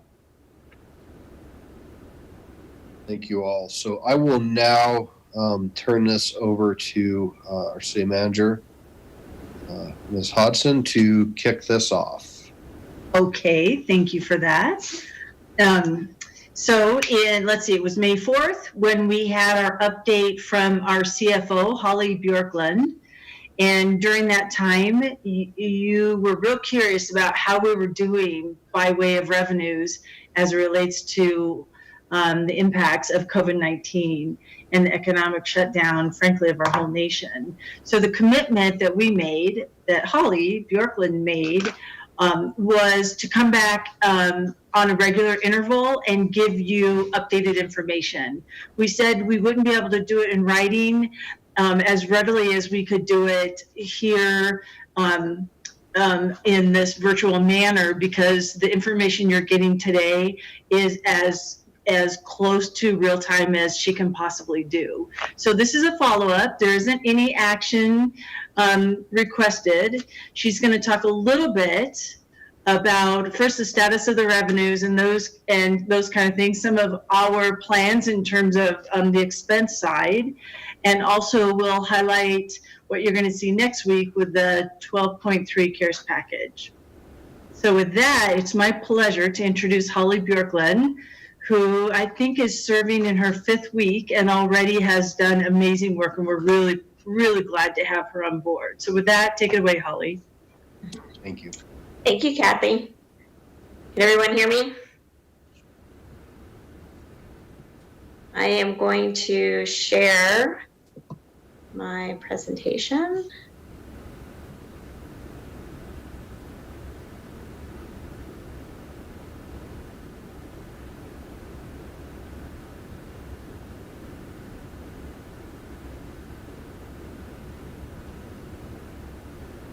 Okay. So as Kathy had mentioned, what I want to provide to you is regular updates on what's happening financially as we get more information. And this is really to keep you informed. We're not looking to ask you for any actions at this point. It's really just to keep you involved in the process and keep you informed on what information we've gotten and what kind of analysis we've been doing. So what we're going to cover today is the 2019 actuals for the general fund. So you know how we ended up for the year and how what position that puts us in for moving forward. Also, I'm going to give you an update on the economic outlook based on what we have heard from both Colorado and Denver, and then what we're looking at for Lakewood. So we'll also provide March and April 2020 sales tax information. And then, as Kathy had mentioned, go over the COVID-19 funding assistance, so the CARES dollars and where we're looking to spend those dollars. And then also what we're looking at in terms of expense and any questions that you may have.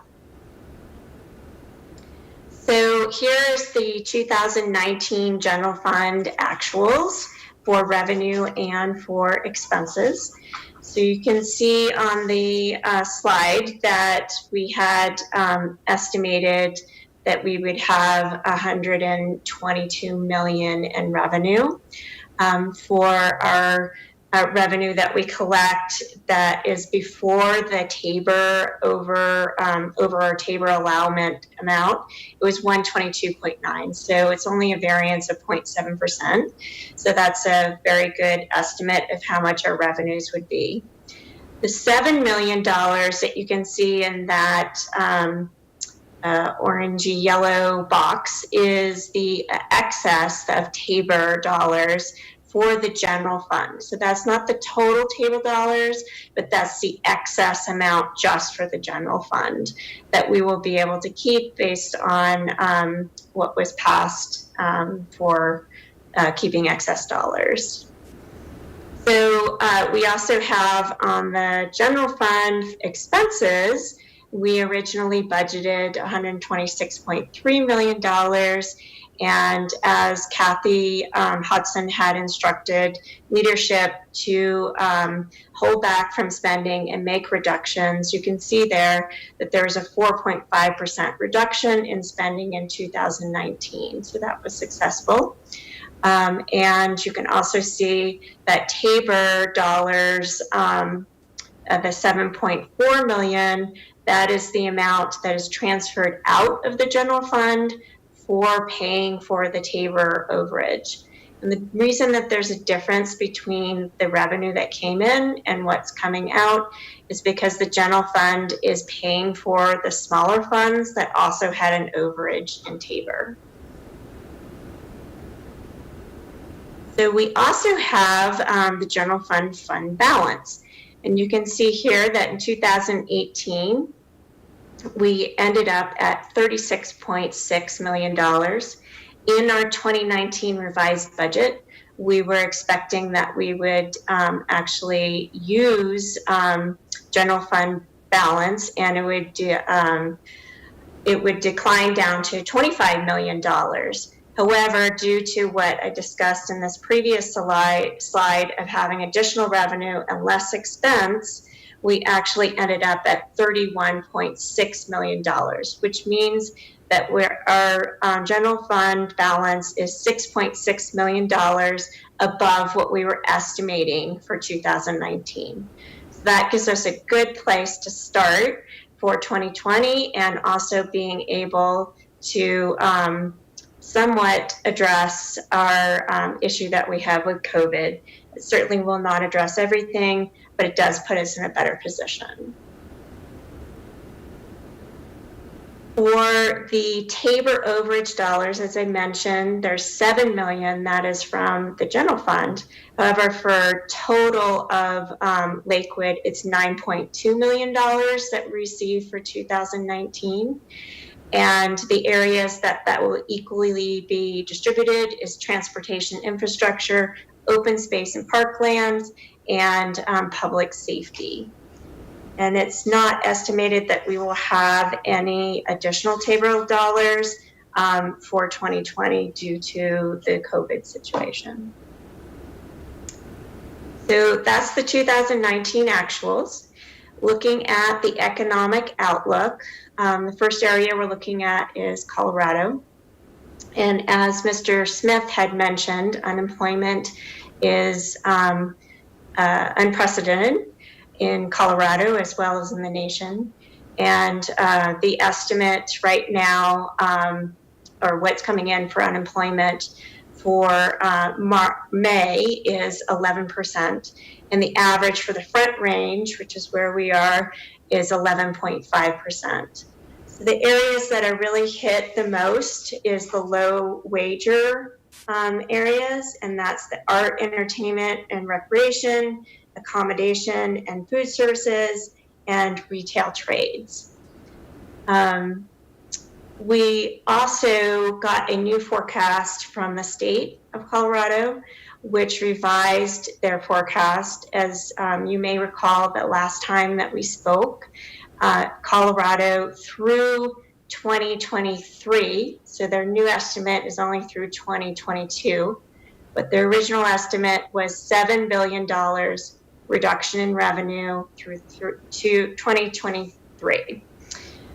So this revised forecast is only going through 2022, and this adds up to $5.5 billion. And if we take that same time period from the last presentation I gave you, it was $5.7 billion.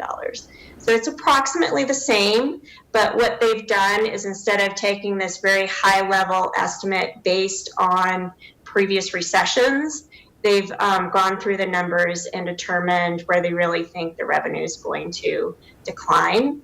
Now, none of us really know what's going to happen, but it was based on a more educated guess at this point. So the breakdown of that is for 2019-2020. As you may recall, they have a fiscal year of July through June. So ending at the end of this month, they expect it'll be a $1.1 billion loss in revenue. For 2020 to 2021, $2.4 billion, 2021 to 2022, $2 billion. So they're estimating that they'll continue to have decline, and the recovery really isn't going to happen until 2023. Start to recover in 2023. So we also compared to Denver, or got an update from Denver, and they're projecting $226 million budget gap in 2020.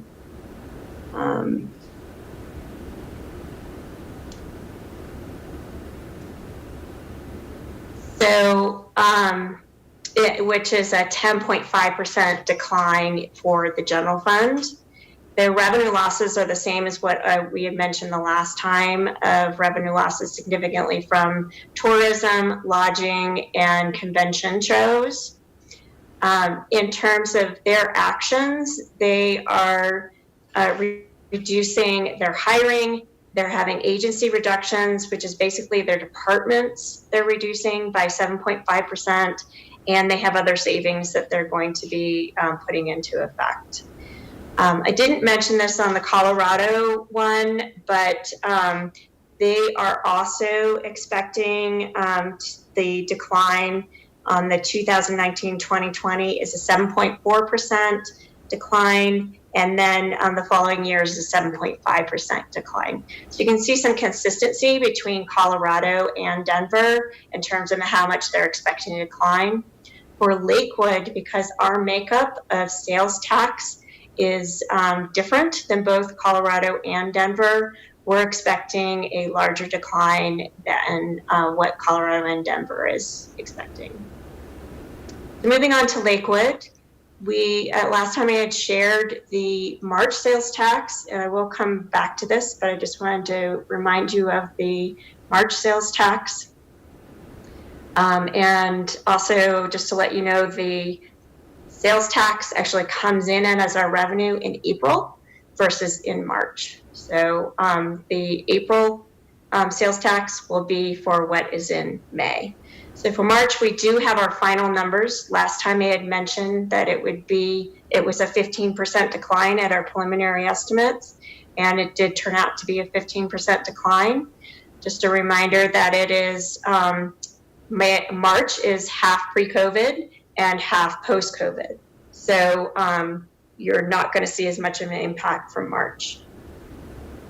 In the primary areas that it's impacting, as you can see, the electronic shopping is up by 64%, telecommunication up by 32%, but you see a significant decline in hotels, restaurants, department stores, and then also car dealerships is also down, and then electronic retail.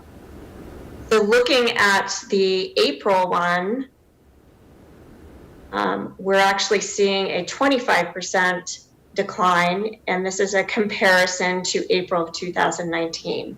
So this is preliminary numbers. We don't have the final numbers yet, but we will provide that the next time we present. And primarily you're seeing the retail and hotels are down by 80%, which is what you would expect with COVID. New and used cars are down 42%. The reason they're not down further is because they are doing remote sailing, where you just come and pick up your car, kind of like the CarMax model. And then restaurants are down 49%. They are also doing the pickup, so that's why they're not further down. And then you can see electronic shopping is up 87%. So as I mentioned on the March, electronic shopping was up 64%. So now it's actually up 87%. So that's a pretty big impact. But it's still, overall, our sales tax is down 25%. So you can see here on the left, we were already seeing a decline before COVID for January through February, a 1% decline.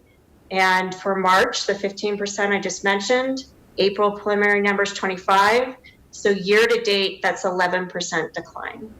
So we're already seeing a more significant decline than what Denver and Colorado is showing. And this is just for sales tax, not for the total revenue.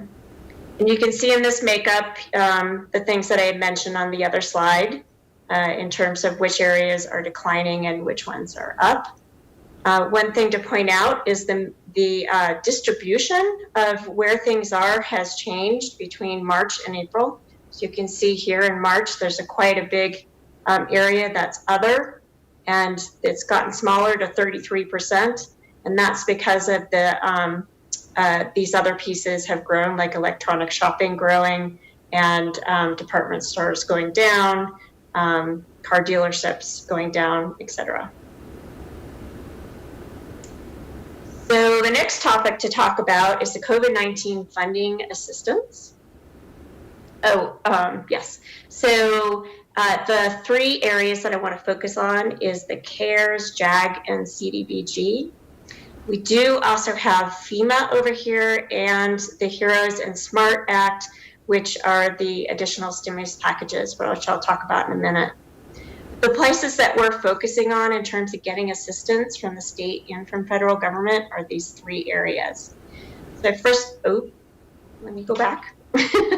So first thing is I want to talk about JAG and CBDG because these are very specialized. JAG is primarily for police support and the type of work that the police officers do.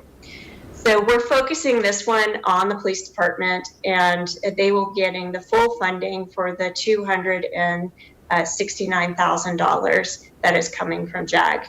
The chief has already identified where that spending would be, and you can see here a summary of that: overtime specific to COVID-19 response from PD and specialized equipment.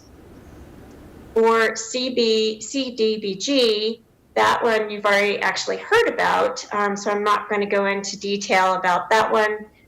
It's $533,000, and it primarily focuses on homeless assistance and rent assistance. For CARES, this one is actually more generalized in terms of what kinds of things it can you can use the funding for. However, it does not give support for revenue replacement. That is not on the table for CARES. So it primarily focuses on direct emergency response and secondary order related to COVID-19. The direct emergency is also covered by JAG and by CDBG, but not the secondary order effects is not covered by those. So that is, as you had heard previously, is 12.3 million. The areas that it focuses on are small business grants, nonprofits, unemployment, facility equipment, facility and equipment modification, and telecommuting support. I'm going to go into a little bit more in the next slides, but I did want to mention first that FEMA is not one that we're pursuing right now. And the reason for that is that FEMA has instructed that we have to get funding from any other source before we actually go after FEMA funds. And also FEMA pays 75% of whatever expenses you have, and the city would have to pay the 25%.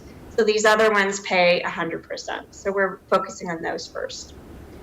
The HEROES and SMART Act, those are under review right now, and you probably know more than I do in terms of where they are in that process. But we will wait and see what comes from that. In terms of our actions internally and the analysis we're doing, we're not making any assumptions that we get additional relief in terms of revenue replacement. So to talk about the CARES a little bit more, we have broken it out into two different areas of community response and recovery, and that's distributing funds through grant programs. So the grant program you just heard about today for businesses, nonprofits that you heard about in the previous meeting, that's what's really covered in the community response recovery. For local government response recovery, that's aids in the direct response, and then recovery for COVID-19 emergency, addressing the health and safety for employees and citizens. And I will talk in a little more detail about that on the next slide. And just to remind you, I think it was already spoken about today, is that these goods and services that we purchase through CARES have to be received and paid for by December 30th. So it's not that we prepay, we actually have to receive the product or the service.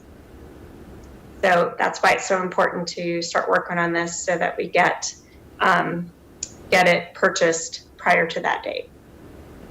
So this is the breakdown of the $12.3 million that Kathy and I worked with the leadership on how would we spend these dollars and what are the most needs that we have in the organization and outside in the community. So the first area is direct response. So that's $839,000, and that's really personal protective equipment, cleaning, homeless response, vehicle service costs, and hazard pay. So those glass things that have been put up in front of all the counters, putting down different directions for people at City Hall, things that are happening in the courts, et cetera, those are all direct response. And then we have second order effects, which is the way it's described or worded in the CARES Act. And that's really, how do you need to change the way you do business today in order to address this in a long-term perspective? And then also, what are the longer-term impacts to the organization? An example of that is unemployment costs, that if we are letting staff go, we still have to pay for the unemployment, and CARES Act will cover that unemployment cost. So the other areas in this grouping is barriers and protection. So that's one that I just mentioned, and then contact less building entry, distance connectivity, technology infrastructure, and then also unemployment costs. So that's about $6.7 million that fit into that grouping. And then for the community, we have the nonprofit grants, the business grants, and future business grants and loans. So nonprofits, you already had a discussion about $750,000 was something that was proposed. And then business grants, as Mr. Smith had mentioned, if you would like to contribute to the community, a $3 million distribution of grants, and then holding back on $1 million to kind of see what happens with the business grants and see if we want to, if you want to contribute another $1 million towards doing grants or loans. So that's the total of the 12.3 million. You can see there that it doesn't actually totally add up to 12.3, and that's because we have just a little bit left over that can be used towards things that weren't thought of or need to be contributed to something that's already identified. So the other area that I just wanted to remind you we're continuing to look at is expenditures. So that's not something that we have shared with you yet, but I wanted you to be aware that this is something that all of Kathy's staff have been working on in determining how we could make reductions, not in the short term, but really making good business decisions and a long-term impact on what are the services that Lake will provide to the community with our new reality. So the areas we're covering is the personnel, programs, capital projects, and other expenditures. And just a reminder on the personnel, as of year to date, we are saving approximately $1.8 million, and that was based on the action that Kathy put in place last year of holding off, I think it was the end of last year, of holding off on filling positions. That we currently have 49 full-time positions that are open, and I believe for the foreseeable future, we'll continue to leave any vacant positions open to continue to grow that savings. And personnel is the largest area of our expenses, so it's an important action to take. And that was the end of my presentation, so I will turn it back over to Mayor Paul. Thank you, Ms. Bjorklund. We really appreciate that. Well done. It might be easier. Well, I guess if you go back to slide, there we go. That's great. So just on a high level, two things I want to touch on, and you nailed it at the end with good business decisions, right? This isn't only reactionary in the now. This is also looking towards the future. And Miss Hodson is very stingy and has been in her tenure. And as you can see, that's really paid dividends to where we're at. And you continue to see savings. Even last year when you asked for savings, we received that, as well as a big TABOR refund that is already dedicated, though, to other things. But I think it speaks very well to the management of the city, and certainly, not being privy to the day-to-day operations, I just want to echo or say that I support the plans that are in place and appreciate these updates as we move forward. These are going to be challenging times and decisions for all of those in our community, as well as for the employees who are true civil servants to our community. So thank you, Ms. Hodson, for your leadership on all this. All right, Mr. LeBear, you had your hand up. The word is frugal, not stingy, just for the record. Thank you. Stingy's a little rough. Thank you. Yes, ma'am. Thank you. Yeah, thanks, Mayor. I think my main question was for Holly was, I'm used to seeing these numbers on the budget, not as percentages, but as dollars. So I'm just wondering if you can give us a better idea of what some of those dollars look like. I know you mentioned 11% year to date for 2020. Can you just give us a better picture of what some of the shortfalls are in dollars? I don't know if you have that right on you, but.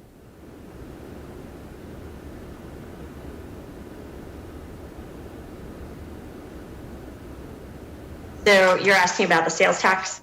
Yeah.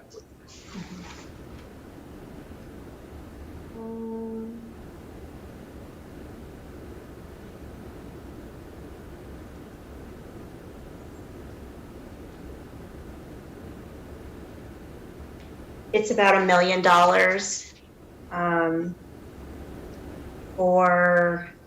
it's about $1 million for March. I don't have April, but Okay. you can make the assumption that it's almost twice that. Thanks. But I can get back to you if you need me to. Okay. That'd be great. Thanks.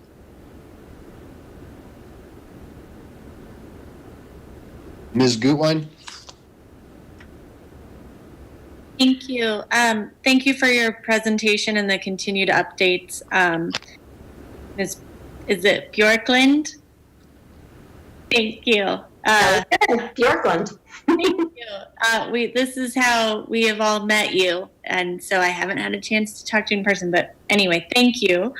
My questions are: could you explain a little bit about why we're seeing Lakewood hit harder, if you will? Why our revenue decreases are greater than Denver and Colorado?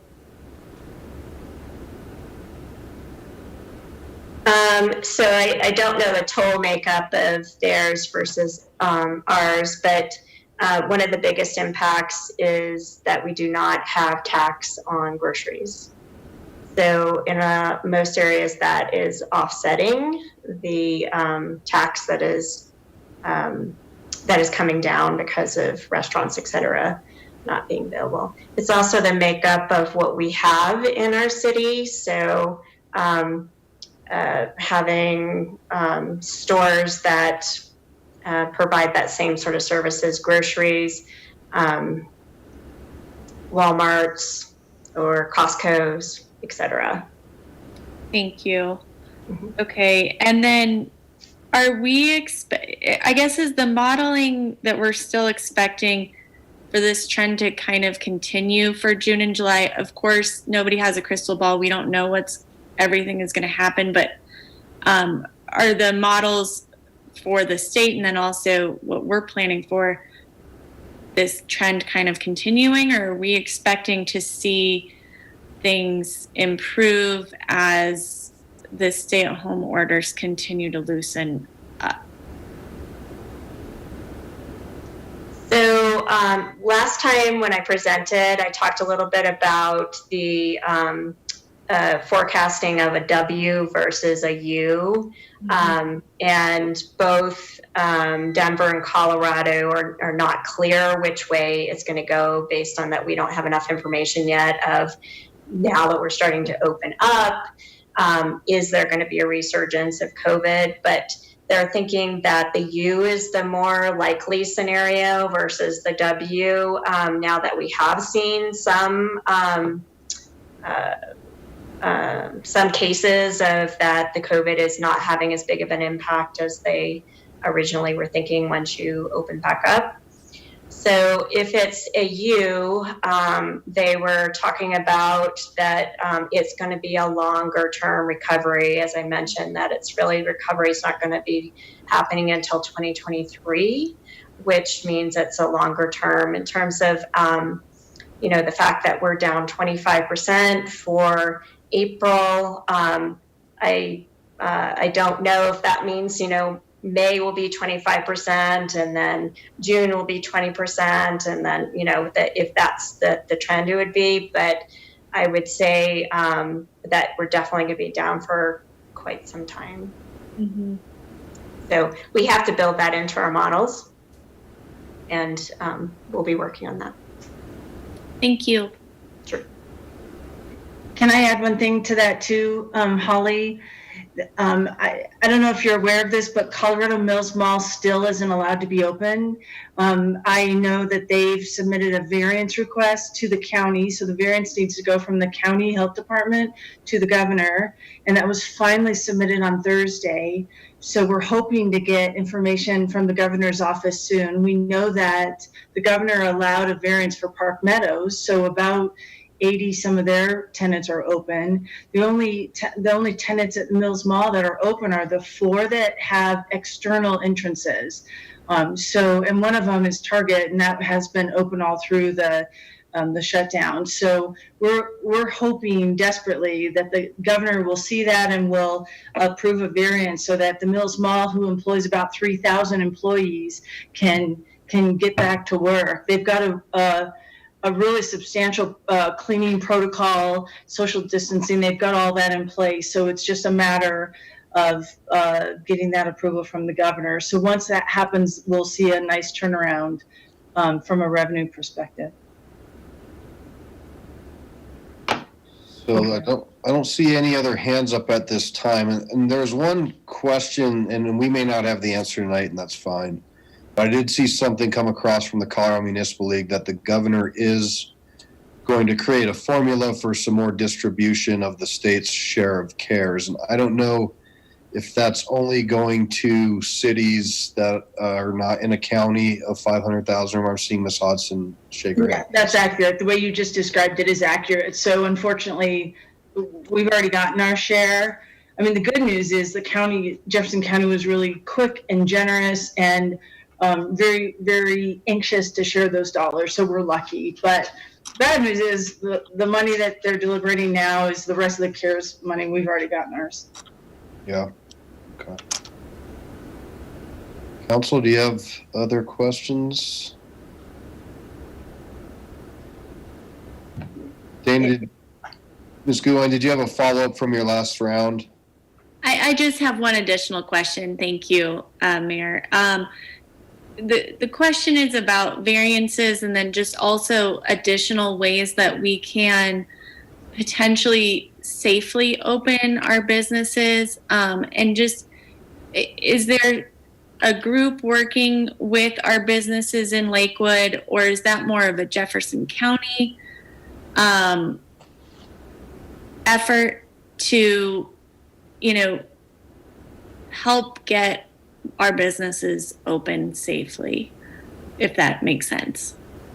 I think I would say it's a group effort. I know our economic development staff and our public works staff are working closely with our business community. Jefferson County also is a partner at the table as it relates to helping us to interpret what the allowable rules are.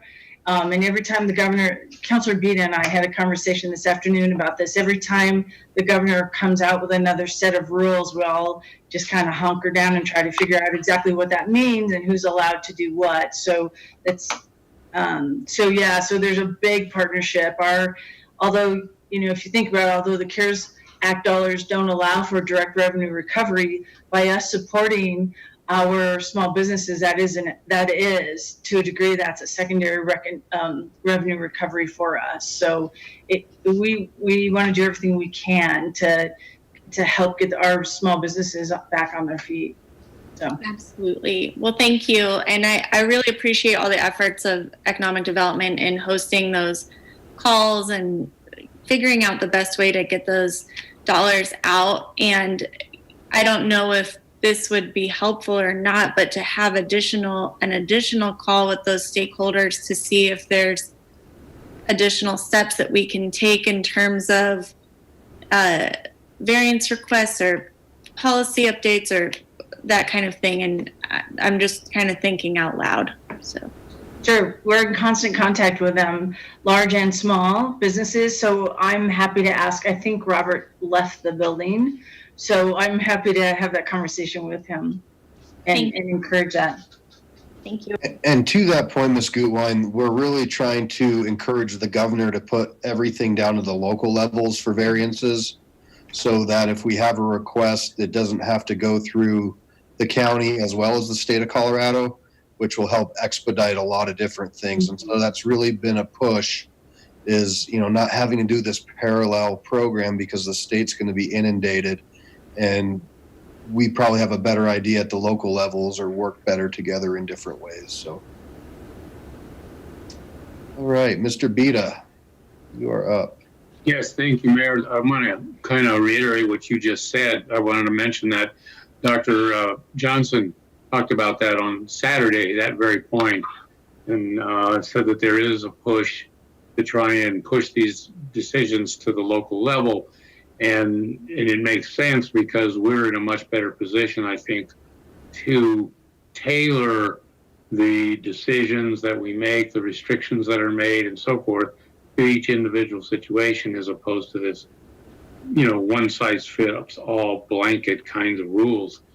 So, and I think that kind of approach really is consistent with our form of government, which is, we're a home rule city, control your own destiny, and this pandemic has kind of thrown all that into a tailspin, and I'm not trying to blame anybody, but it just kind of, that is the law right now. But here's a chance to kind of take some of that authority back. So the reason I raise it is because we might do some brainstorming as a body, as a council, as to if those of us that, that agree with that approach, to see if there's ways that we can contribute to lobby for that, or, call our representatives, or do whatever we need to do as a strategy to try and make that happen. That's all. Yeah.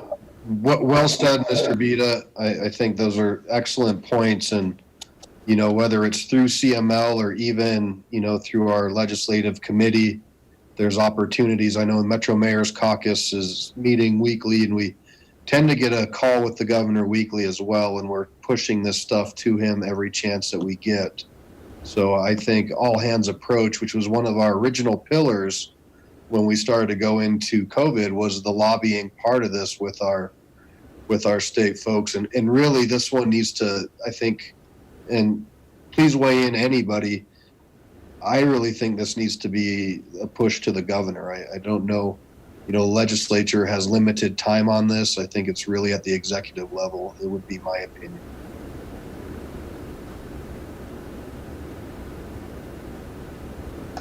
We still have a pretty quiet group tonight. We do have an opportunity. We have public input. So I'm going to go to that, and I'm going to look at Ms. Salazar and see if she has anybody signed up. Yes, we do. We have user 1. Okay, user 1, good evening and welcome to the public input portion on the COVID-19 budget impacts. If you please state your name and address, we will start your 3 minutes when you're done with that. Yes, thank you, Your Honor. Can everyone hear me? Yes, sir. Yeah, this is Bill Schroer. I reside at 2307 South Gray Drive. This is my public testimony based on the written comments I think you've received. And real briefly, as we look at the budget impacts, my first, again, recommendation is to look at, as you get into the longer term, as a consolidation of economic development and ecological sustainability operations.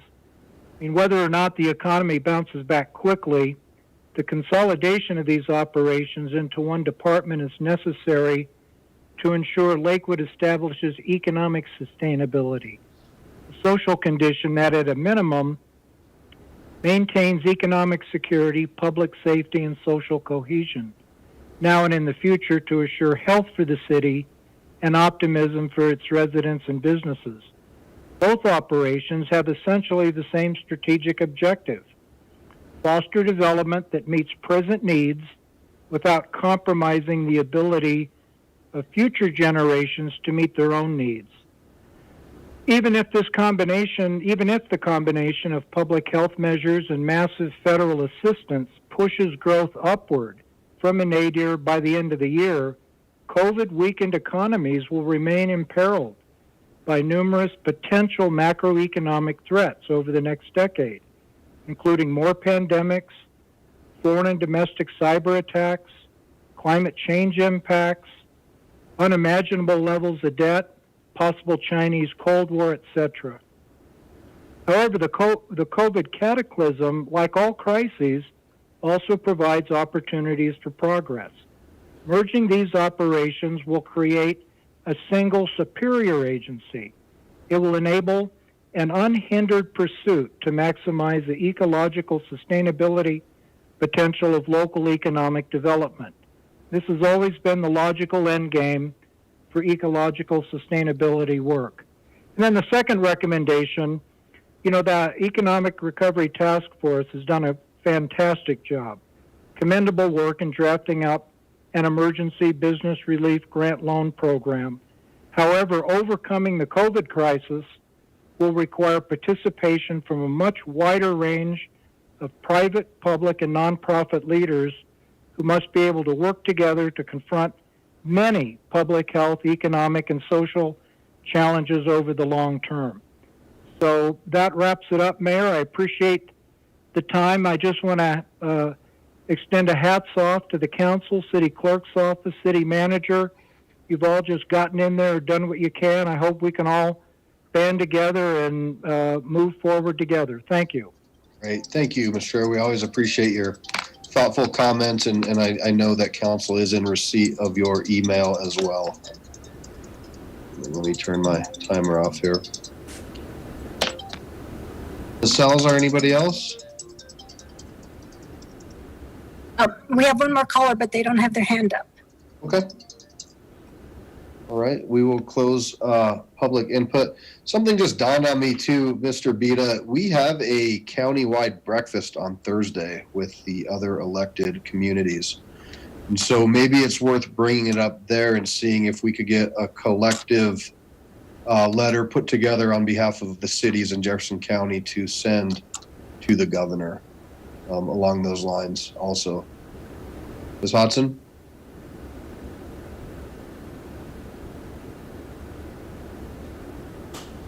Yeah, hold on, you're on. I was frugal with the mute button. Sorry, go ahead. Well, I'm going to be stingy with my mute button.